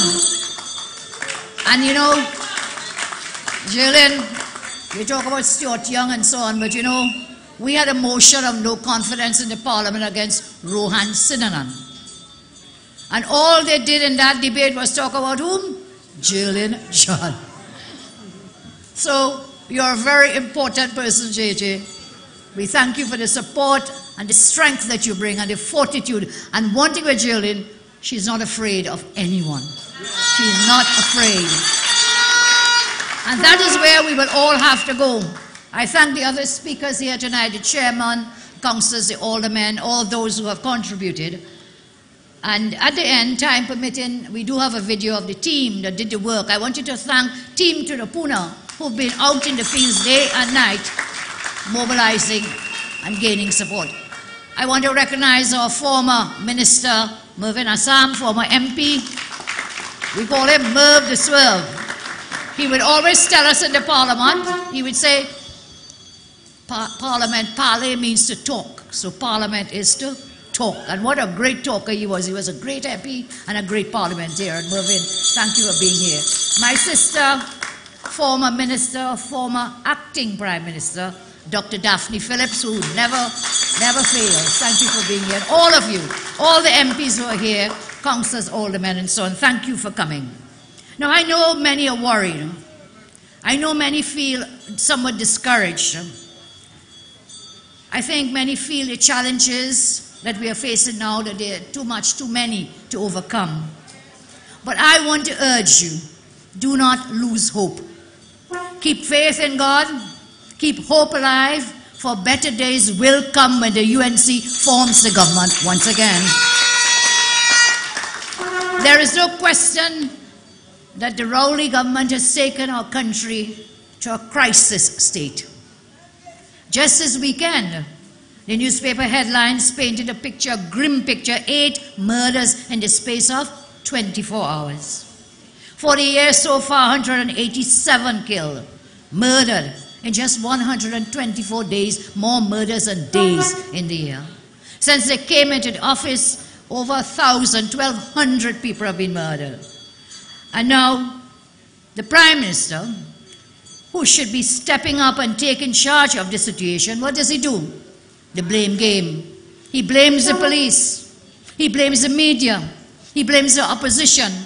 And this man has no sense of protocol and diplomacy. He goes into another people's country in London to blame them about the travel advisories that they're putting out. How you could be so bold-faced and crass? And so when he should be taking charge, taking the responsibility, he resorts to blame game. That has been the only plan of this government. For him, he'll be very happy if everything is swept away. But remember, this is the Prime Minister who said, that is Prime Minister Rowley, that people are holding him responsible for increasing crime rates. But he said that is something that he has absolutely no involvement in or control of. The first duty of a government is to protect and secure its citizens. That's the first duty, the safety and security of people. And this is a Prime Minister who washes his hands like Pontius Pilate, abdicates his responsibility, and resorts to blaming every single one else. And you know what? The reality is even more frightening, and not just the murders, which is the worst that can happen, but we are seeing a new trend, a new kind of crime, and that is with home invasions. Criminals are invading your homes. I wonder what the Prime Minister would say to the family of Nizam Mohammed, stabbed to death during a home invasion. That 60-year-old man's wife, Rakita, was also stabbed. What would he say to them? At a time when he should be enjoying the fruits of his labor, brutally slaughtered by criminals in his own home. This case is, as I'm saying, this is part of a disturbing trend of criminal activity. Bandits forcing their way into homes, taking what they want and taking lives as well. Families being terrorized in their homes. No one can live in peace and in comfort because this Rowley government has failed to deal with and to take responsibility for its first duty to everyone in this country. And I'm sure you will remember it wasn't like this just a few short years ago. Because you had a government which cared, a government treated with a crime problem head on. We confronted it. And we had a zero-tolerance approach to criminal activity. What was the result? The result was that there was a steady decline in serious crime under my watch because of the initiatives we implemented. Some of these they have shut down. The Rapid Response Unit, the Community Comfort Patrols, the National Operations Center serving as a backbone for intelligence, the relaunch of the E99, interagency joint patrols, the establishment of a counter-human trafficking unit. We gave, you remember, each policeman a $1,000 tax-free allowance because we felt it was important to keep their morale up. We introduced, and we would have put that into law, the $1 million, remember, for the families of any officer who was killed in the line of duty. Almost 3 years now, they promised to bring the legislation for it. They have not seen fit to put that. But then Rowley comes to Parliament, remember? MPs, when he says he wants to lift the morale of the police. How will a police officer serve, knowing that if something happens to him, his family will be left wanting, penniless? And that is one way an officer can give his heart and soul to his job. I know there are some bad policemen, but let me tell you, the majority of the police officers and protective services are good soldiers in our country. Do not let a few bad ones turn us against the entire service, the police force, the prisons, and the defense force. We must give them the support and the tools and the resources so that they can fight crime. So these and other measures I presented to you, the result was we were able to bring serious crimes down to the lowest in 33 years. I want to give you the assurance that when you return us back to office, we will put crime fighting as priority 1 on our list of things to do. But in the meantime, we must hold the Minister of National Security to account. And in this regard, we have prepared, in fact, up to last night in caucus, we prepared the final draft of a motion of no confidence in Dillon, the Minister of National Security. And we shall file that soonest. I turn a bit to the economy, and I know Senator Mark has spoken on issues affecting the economy and the midterm review that is coming up. Now, this government clearly has shown that they have no plan for anything. Same with crime fighting, same with dealing with the economy. They will come to Parliament this week to try to convince us that all is well in the economy. For the past few months, they've been trying to give the impression that things are looking up. We've turned in the corner, we're on the pathway to recovery. So says the greatest actor in Trinidad and Tobago, call him Imbert. You know that man has acted 25 times as Prime Minister? Every time Rowley goes away, which means Rowley has gone away about 25 times. Once I said we'd give Colin Imbert an award for being the best actor. Tonight I'll give him an award for something else I'll come to in a moment. So here he is, where rosy picture being painted up and so on. And I am very optimistic. Well, if you ask me what do I expect in the midterm review, well, given that the minister says, hey, oh, what a happy day, he says, recovery and turning the corner, then these are the things I would expect him to do when he comes in the midterm review. I will share his optimism up to today, up till Tuesday, and up till the debate, and in the debate we shall see revelations of what he will really do. So, what matters most to us in this country? What matters most to us? I would like him to tell us in the midterm review, now that we've turned the corner, I would like him to say that he's going to reduce the taxes on the people of Trinidad and Tobago. I would like him to come and tell us that he will give back the baby grant, where mothers are resorting to stealing powder milk for their children, baby powder and baby milk. I would like him to come and tell us, look, now things are better.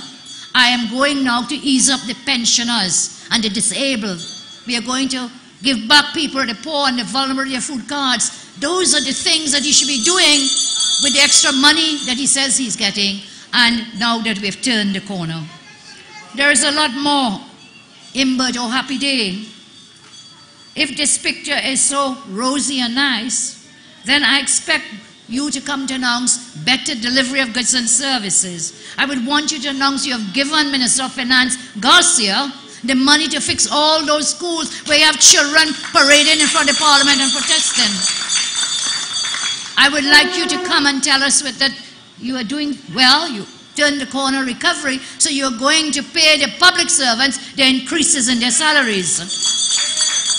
I want you to tell us, now that you are doing better, that you will provide the life-saving surgeries for children who are in need.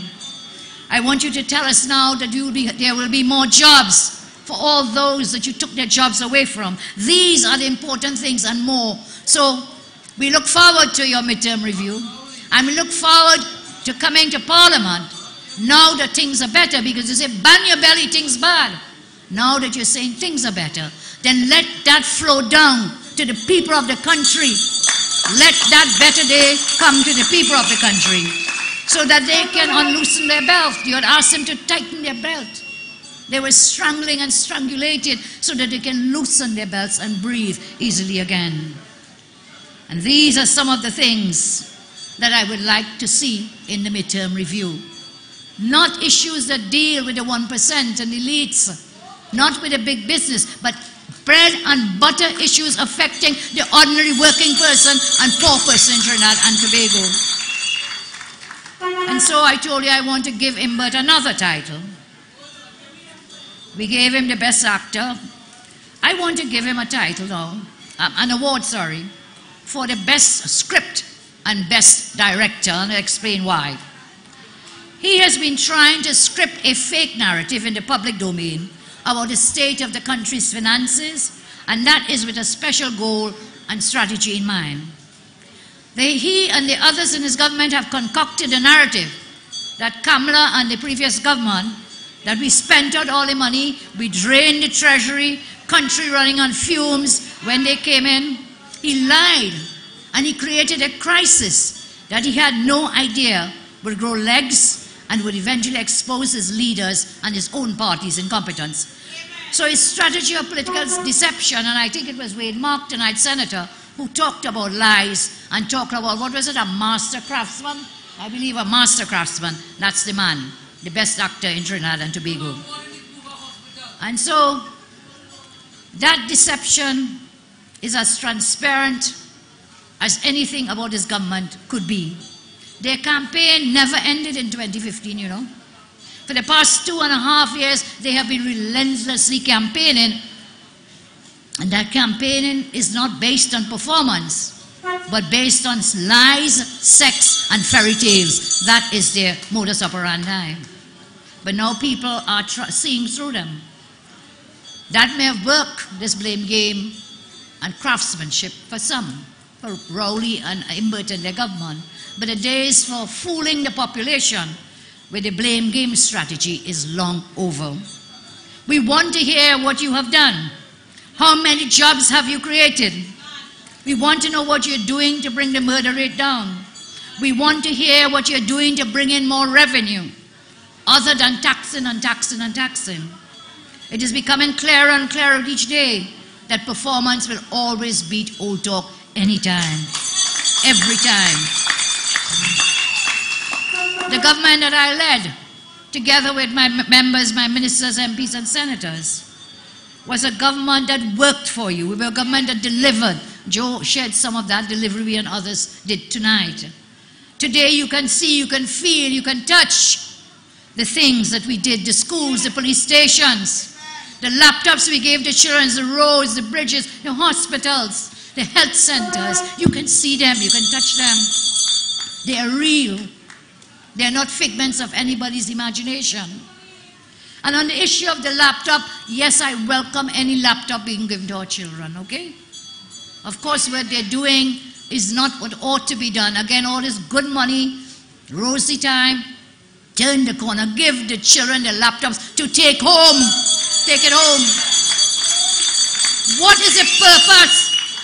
What is a laptop? What is the main feature of a laptop? It is that it is mobile. You could pick it up and carry it from place to place. What's the point of a laptop if you have to put it in one place and keep it stationary? Then what you're basically doing, what's different from just putting on computers? Not laptops, just a computer in a computer lab. There was a big difference. That's why we did and pursued that policy. And as Joe said tonight, I will do it again. We'll give every child a laptop. Now he's saying they're giving about 16,000 laptops, yes? You know how many children don't have a laptop? When we left, none were given to the class of 2015 September, 2016, 2017, and now it's 2018. If we average about 20,000 new students, we are talking about 80,000 children in September will not have a laptop.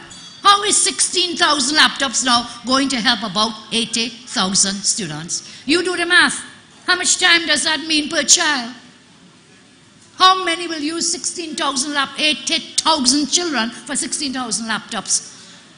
As Joe said, they cried down the initiative, they bring it, I welcome that. But please take some of the money from your vanity projects. Take some of this money you are now saying that you're doing better and give the laptops to all the children in the secondary schools. And so I'm not surprised that the duo Imbert and Rowley will now come to you as though they are great saviors and messiahs. Beating their chest how great thou art, they will be saying to themselves, claiming to have saved you from their own tricks. The time has come we must call their bluff. We must call them out. We must light them up. We must expose them for taking our country down a path for their own selfish survival. They wanted you to believe the country's overdraft was maxed out. The treasury was drained. It was empty. There was no money. You hear lie? That is lie. That is lie and more. In 2.5 years, ask yourselves then where they got the money to spend $100 million on the Brian Lara Stadium. Where did they get it? Where on May 12th, it will be 1 year this year that they opened it and no ICC matches have ever been played because there's no accreditation there. $400 million to restore buildings around the savannah, including castles. As Munilal put it, we want schools before castles. When people cannot afford basic medicine, $400 million in restoring castles, where you could put your paintings, the $200 million in paintings, you can put it, $2 million in paintings, you want to house them there. $15 million for trade unions, and today I see the trade union saying, Rowley is the most lazy man in the country. $150 million for a Diego Martin Stadium that we are told was done by sole select tender. In other words, I like you, I call you, and I give the tender, I give it to you. $16 million for Washington lobbyists. And I am being told, and I'm asking tonight, that lobbyist who got his job just after the election, again, Rowie said the man is his friend, Art Collins is his friend. Washington lobbyist brought in on a $16 million contract. What has he done? The contract is about to expire. I intend for us to ask that question in Parliament in this week. And I am being told, and I'm asking it tonight, was it Art Collins who before the election, brought in two firms who have it all over their websites, Vestige Strategies and Elite Incorporated, two data mining companies ahead of the last general election? I asked, what was the role of the lobbyist Art Collins? And then when he got the contract, was it a payback for him when he got the contract after the election? $3 million in Cassava paintings linked to the daughter of a high government official.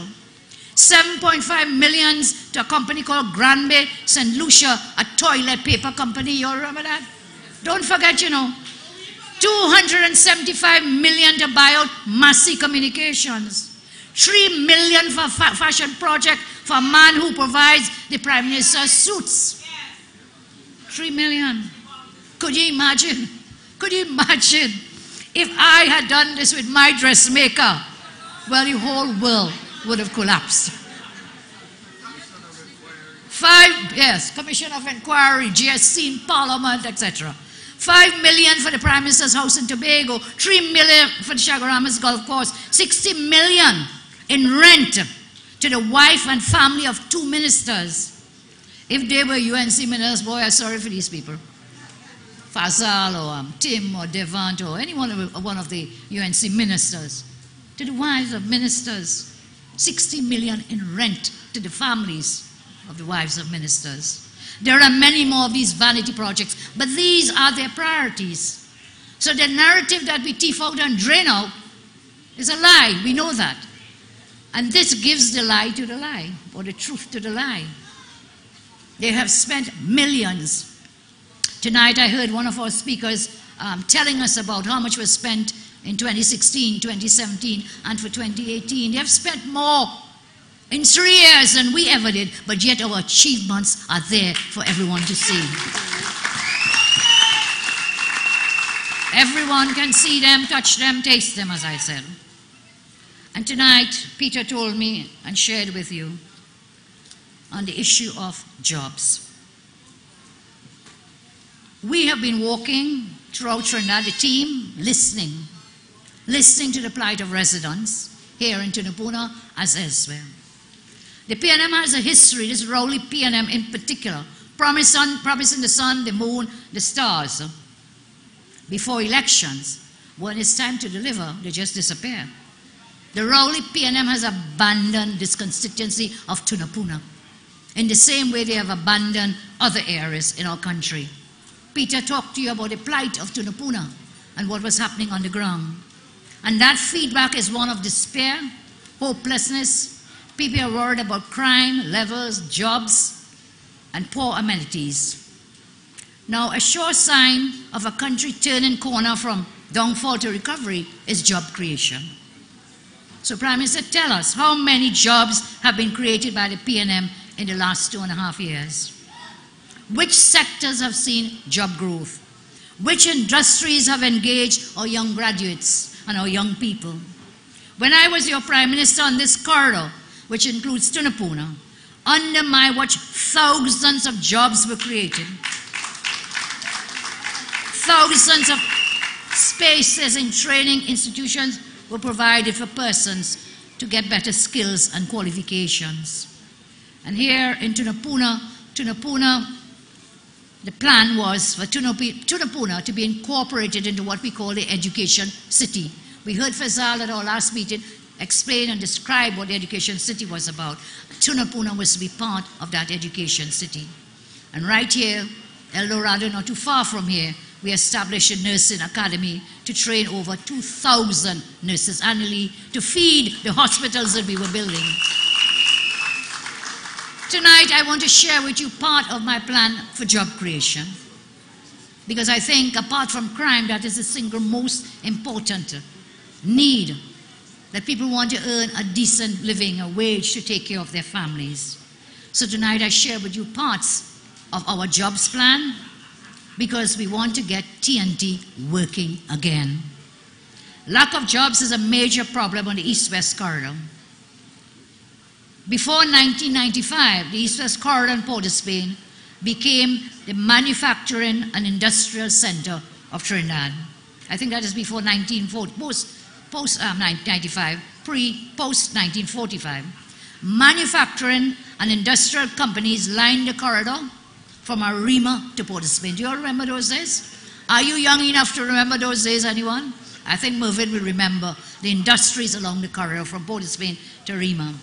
What did this did was to cause a migration of population to this area on the corridor to get jobs and to live nearby to their places of work.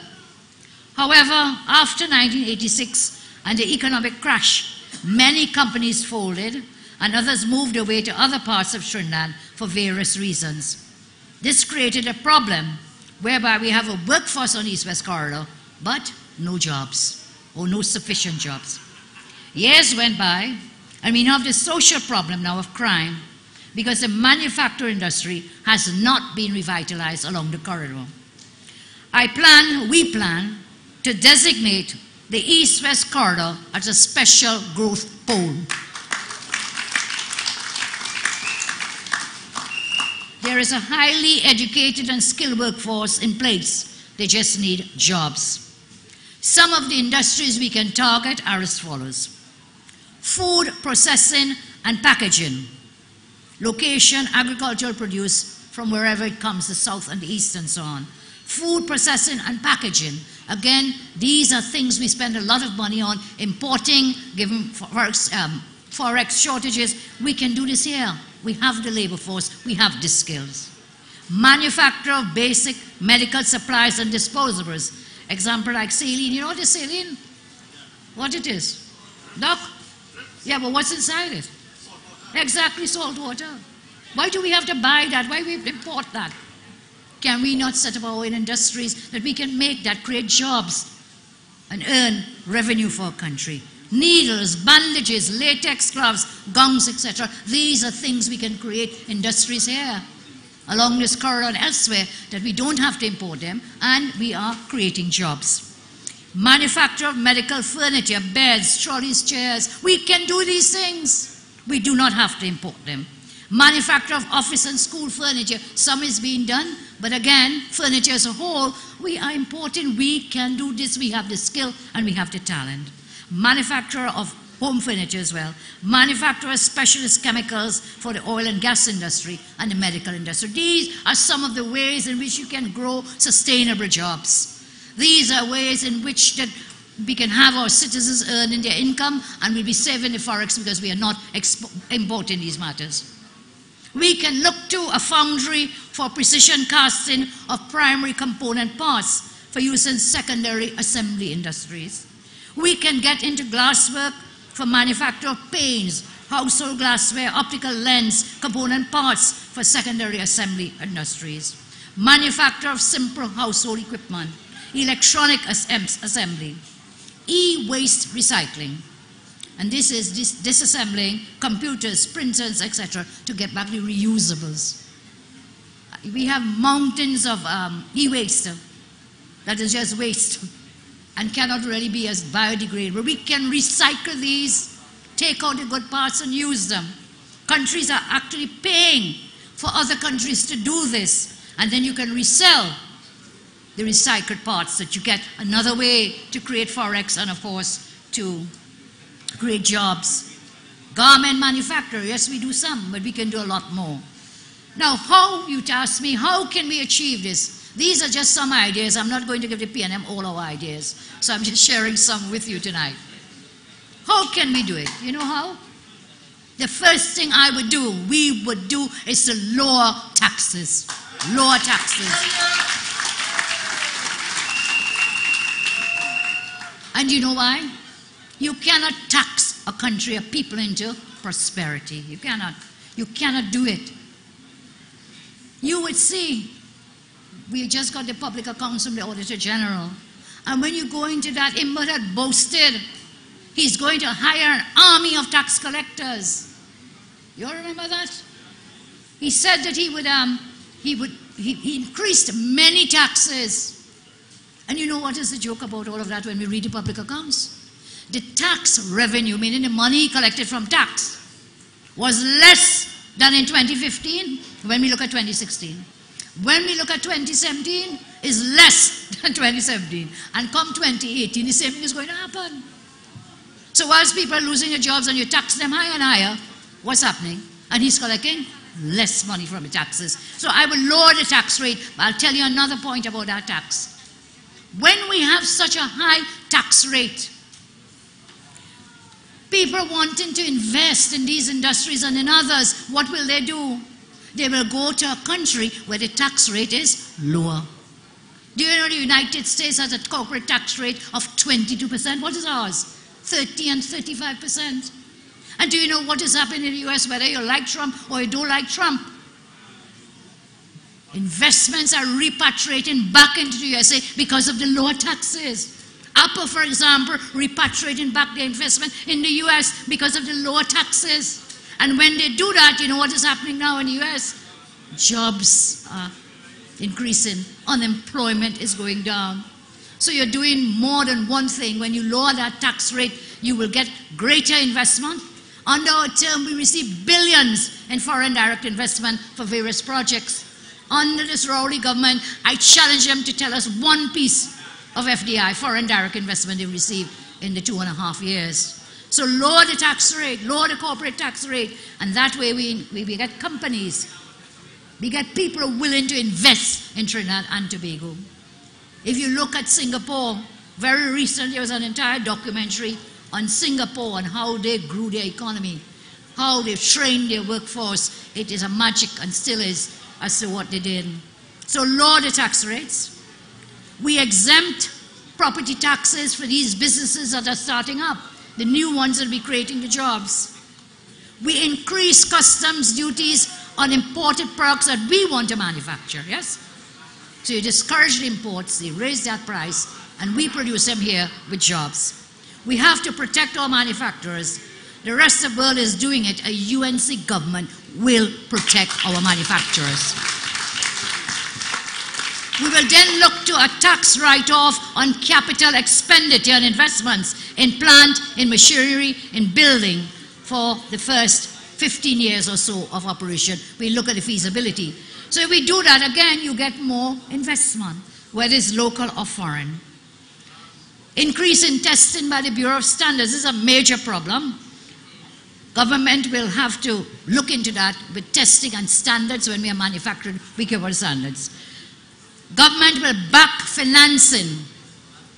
Government will back finances for local companies wishing to establish these manufacturing industries on the East-West corridor to create the jobs.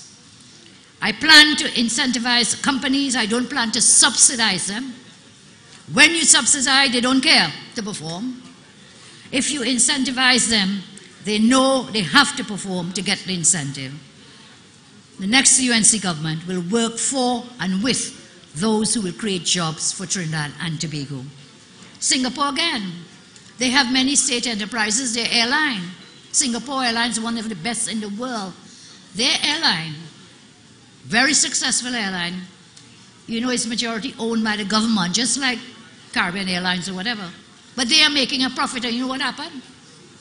I saw Lee Kuan Yew say, he told them, look, we own it, but we are not going to subsidize you. We are not going to give you any money. Run it at a profit or shut it down. Today, they continue to run at a profit. Our state enterprises collect the subsidies, but at the end of the day, they do not perform and there is no productivity. It is the wrong model for productivity in today's world and for the creation of money and the creation of wealth. So I'm sharing a few of these plans. I notice you're not as excited as when Blacks were singing, I Feel Like Hope. But listen, I feel like hope because we have a plan to rescue Trinidad and Tobago. I am sharing bits of this plan with you as we go along. It may not be as exciting as the Bacchanal. I could tell you, for example, I have a report here, which I'll probably ask Barry to deal with. I have a letter from the corporate secretary of the Sport TT. And in that letter, some fellow, I think his name is Gillen, a director, is being accused of conflict of interest and all kinds of wrongdoing. And then the corporate secretary said she was asked for advice. She's giving the advice. And at the end of it, she says, yes, some wrongdoing has been done, some breaches of legislation, and now it is up to the state to do what they can. But I'm told this Gillam is very close to the big man and was probably handpicked by the big man for that particular job. So let's see how that plays out. I'm sure that will find its way, the report will find its way. I will not go there tonight. I am happy that we can share plans and programs. So, friends, as I close, I want to say to you all, the PNM is in desperation mode. Look at this gathering here tonight. Tunapuna, thank you for welcoming us here tonight. Thank you. The PNM is in desperation mode. And a wounded animal is a dangerous political animal. They are a wounded political animal. And so, when they are in that zone, they become very vicious. They become very wicked. And I want to warn you here tonight, and those listening. I want to warn you tonight. Look out for the PNM Dirty Tricks campaign. Be prepared and do not be faint-hearted. Do not fear. You know, sometimes you get faint-hearted. They said this about this one and that one and the other one. That is their job. They started it to win 2015. They continued it even in government campaigning, and they will continue in the next 2 years because they have nothing to show for their governance. No delivery. So what they're doing and what they will continue to do is to point fingers to scandal, tarnishing people's names. Jillian told you about that tonight. Stuart Young owes an apology to all the lawyers of Trinidad and Tobago. Jillian explained the issue. He owes an apology to all the lawyers because he smeared a brush, it's a broad brush, which means that every lawyer, as Jillian said, is now like a suspect. Is it you? Is it you? Is it you? Any lawyer? Our democracy gives that choice to any accused person to be defended by a lawyer of their choice. That is your basic constitutional right. Stuart Young would have it otherwise. He is reckless.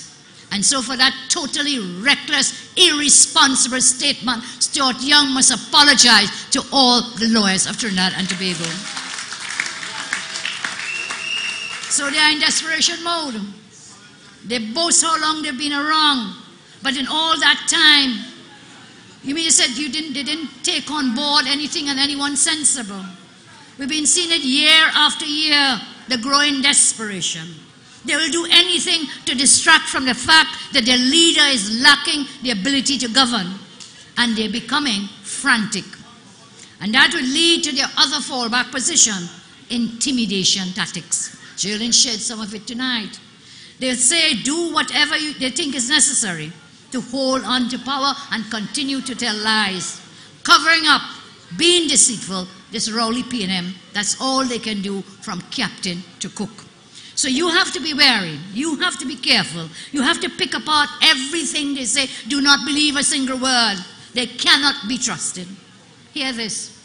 Camille Robinson-Regis, I think she's now become WPC, Woman Police Constable Camille Robinson-Regis. Did she lie about the $93,000 bank deposit? Faris lied about his children at Camp Kumutu with the guns. Now, first he said they invited, now we are learning, invited himself. An attorney general lying. And his buddy Stuart was there, but Stuart said he got invited. Well, let's see what comes out of that down the road. Who was the inviter and invitee in those circumstances? Rohan lied. He lied about the cancellation of the contract for maintenance for the fast ferries. He stood up in Parliament. That was his defense. He said all this starts with the UNC because the UNC cancelled the Magellan contract. That was Magellan was the one, Bay Ferries. Bay Ferries was the maintenance company. So when the boats break down, he come and say, well, this whole thing starts with the UNC. He lied. He lied. Imbert has been lying time and time again. Some people say it's Gilligan's Island. The Galleon's Passage. He lied about that. It's coming at the end of last year. It's coming in April. Well, now it's when? Somewhere in May. I think they're afraid now to even say when it will really come. And now we're being told about some problems and repairs for it. So we wait and see. More deadly, Imbert lied about retroactive payments for property tax. He lied. You will see you will see the video from the Parliament Hansard where the man amended at the committee stage, you know, that the tax will take effect from 2018. That was a bill we had. He changed 18 and made it into 16. So 3 years backwards, property tax. And when they catch him out in the Senate, give our senators a round of applause. They're doing a great job up there. When they catch him and pin him to the wall, he comes out and he lies and he says, no, I never said that. But the video, a picture paints 1,000 words, it's there. Anyone wishing to see, go up on the Parliament website and you'll see. He lied about that. Darrell Smith lied about his foundation. He's lying about settlement to his former assistant. Marlene is my friend, but she too did some lying about a payment. $575,000 per month. Dylan lied about a case in which he was accused of fraud and elder abuse. Imagine that's your minister. Well, look, the captain himself, that fella lied so many times. The man lied in Parliament 14 times in a row in 5 minutes. He may get 1, now he may get 2. So many lies from the captain and from the cook. And maybe some crooks in between, yes, maybe. So, brothers and sisters, they will continue to try to distract. Every time, as I say, they feel any pressure, they come up with some new thing. Jerlyn, did they file back the case against you? Huh? Did they? Jerlyn said they filed to lose again, so yes. And they come with the accusations and the distractions. Look, I have told you over and over, my heart is pure and my hands are clean. My heart is pure and my hands are clean. I am not afraid of them. We are not afraid of them, and we will fight them in the Parliament, we will fight them in the streets, and we'll fight them in the courthouse. And we will win. We will win. They will continue to deflect from their failure by bringing accusations against us and members of your party. They know they have no evidence, but what they try to do is to taint your reputation, damage your reputation. So don't be faint-hearted. Huh? Do not believe them. Brothers and sisters, finally, we must never lose faith and hope that we can and we will overcome. Recall the book of Jeremiah, the holy text, which says, "For I know the thoughts that I think towards you, says the Lord, thoughts of peace and not of evil, to give you a favor and a hope." Tonight, I want to give you hope. What is my hope?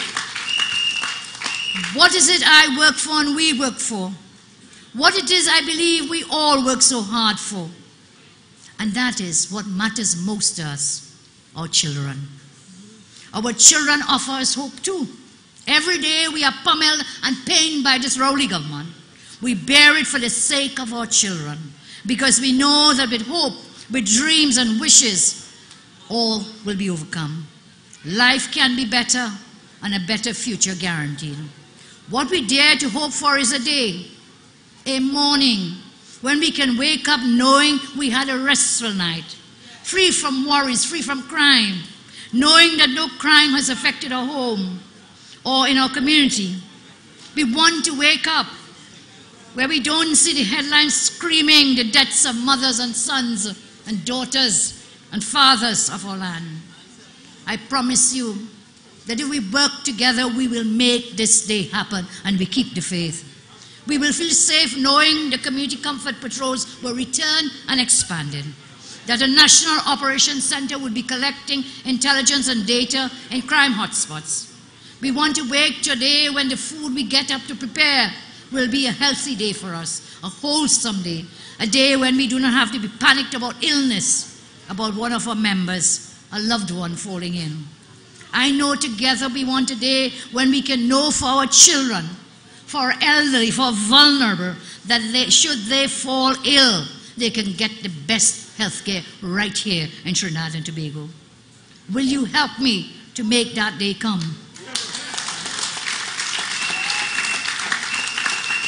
On that day, there will be a children's hospital open together with adult facilities, state of the art. Will you make that day happen? There will be fully staffed and stocked district facilities, pharmacy shelves with the CDAP drugs for the underprivileged and the vulnerable. Will you work with us to make that day come? There will be more clinics in the rural and outlying areas, so the old and infirm don't have to travel many hours and wait hours for health care. Will you work with us to make that day happen? And on that day that we work for, you can be sure that you and your loved ones will be well taken care of. So how do we get there? How do we get to that day that we dream of, that I visualize for you? How do we get from where we are to that day? First of all, I say we start by deciding that beyond our doubts and differences, first of all, we must believe that such a day is possible. We must believe. Everything is possible once we believe, and this is something each and every one of us can easily do. We can make that day happen, make it a reality, when we stop thinking about the changes required, that those are impossible and beyond us, and instead see that they are within our grasp, that we can do it and we will do it. We must stop giving in to the fears that we do not deserve a better future, because above every one of us, there is but one God. One God sees not race in every face, but see grace of God in every face. We are all children of God. We sing in our anthem every day, every creed, every race, find an equal place.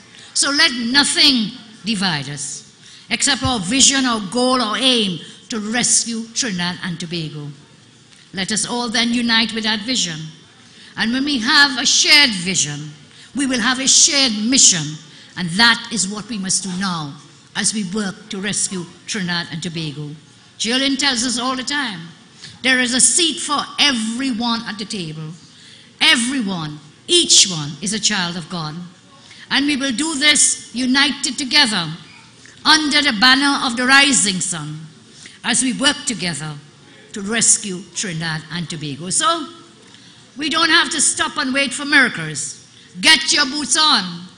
Get your feet into those boots. Let us march together. Let us work together to create a better TNT. Hope, dream, imagine, and believe that once we stand united, we'll make our country great again. The best option, as Joe has shared and others, is the House of the Rising Sun, the banner of the UNC.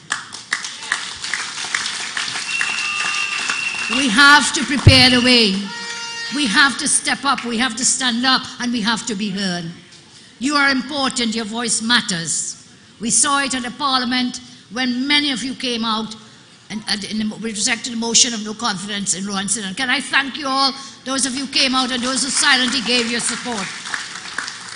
I call upon all of you, let us continue to push forward, knowing always that once we put God in front and walk behind, victory will be assured. May God continue to bless you. May God continue to bless Trinidad and Tobago. May God continue to bless Tunapuna and all the other constituencies. Just past a house note, Joe spoke tonight on our platform. Joe, together with the team, he's the lead coordinator. We've appointed Joseph Tony as our coordinator together with a team for the Toko Sangre Grande constituency.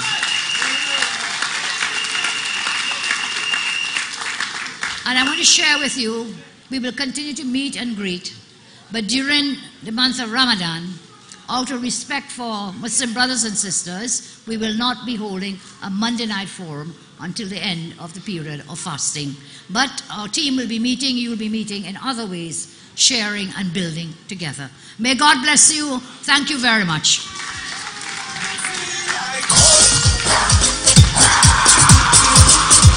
I feel like hope. I feel like hope. Hi everyone, we have some additional entertainment tonight, and I want you all to help me welcome Kay Allen, Squeezy Rankin, and Amit Suknanan.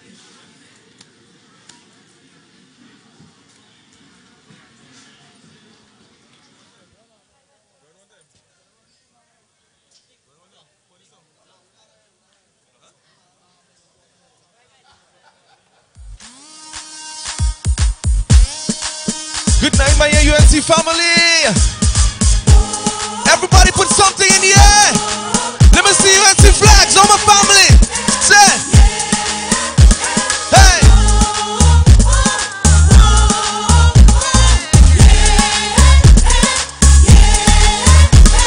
Say, it's time to make a difference. It's time to turn that page.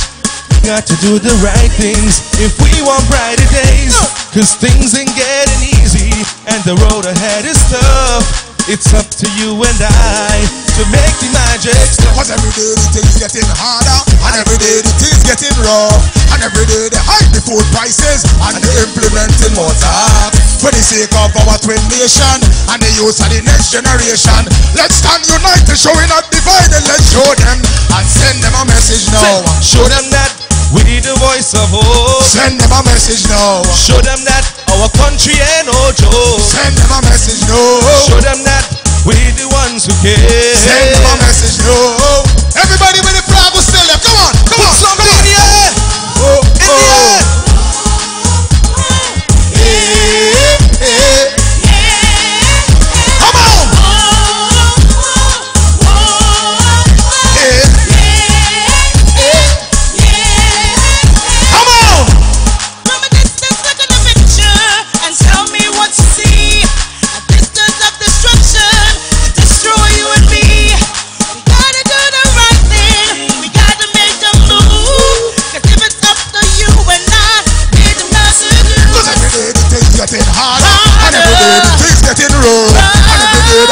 Food prices and the implementing more for the sake of our twin nation and the youth of the next generation.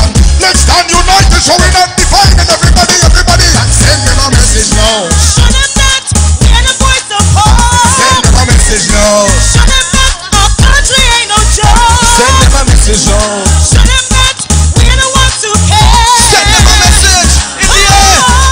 Everybody, hands in the air. Say.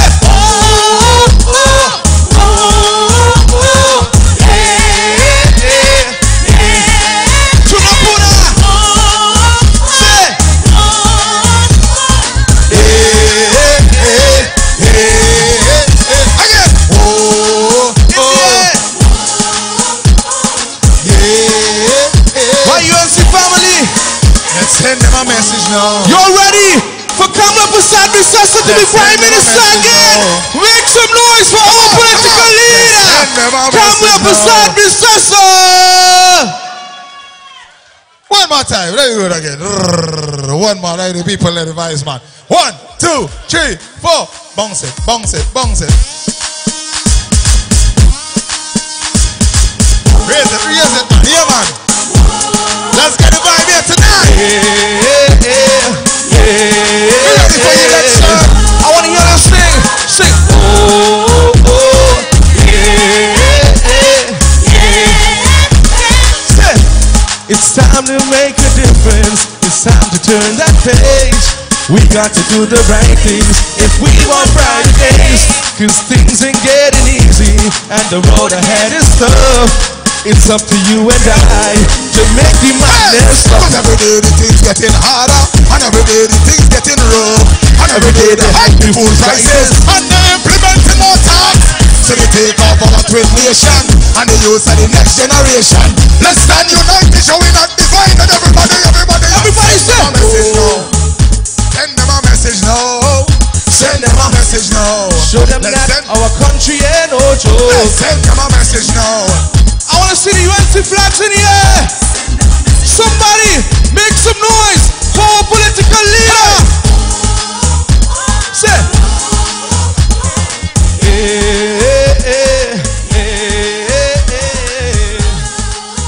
Say. Everybody, there's 3 court soup and doubles on the southern side of the court.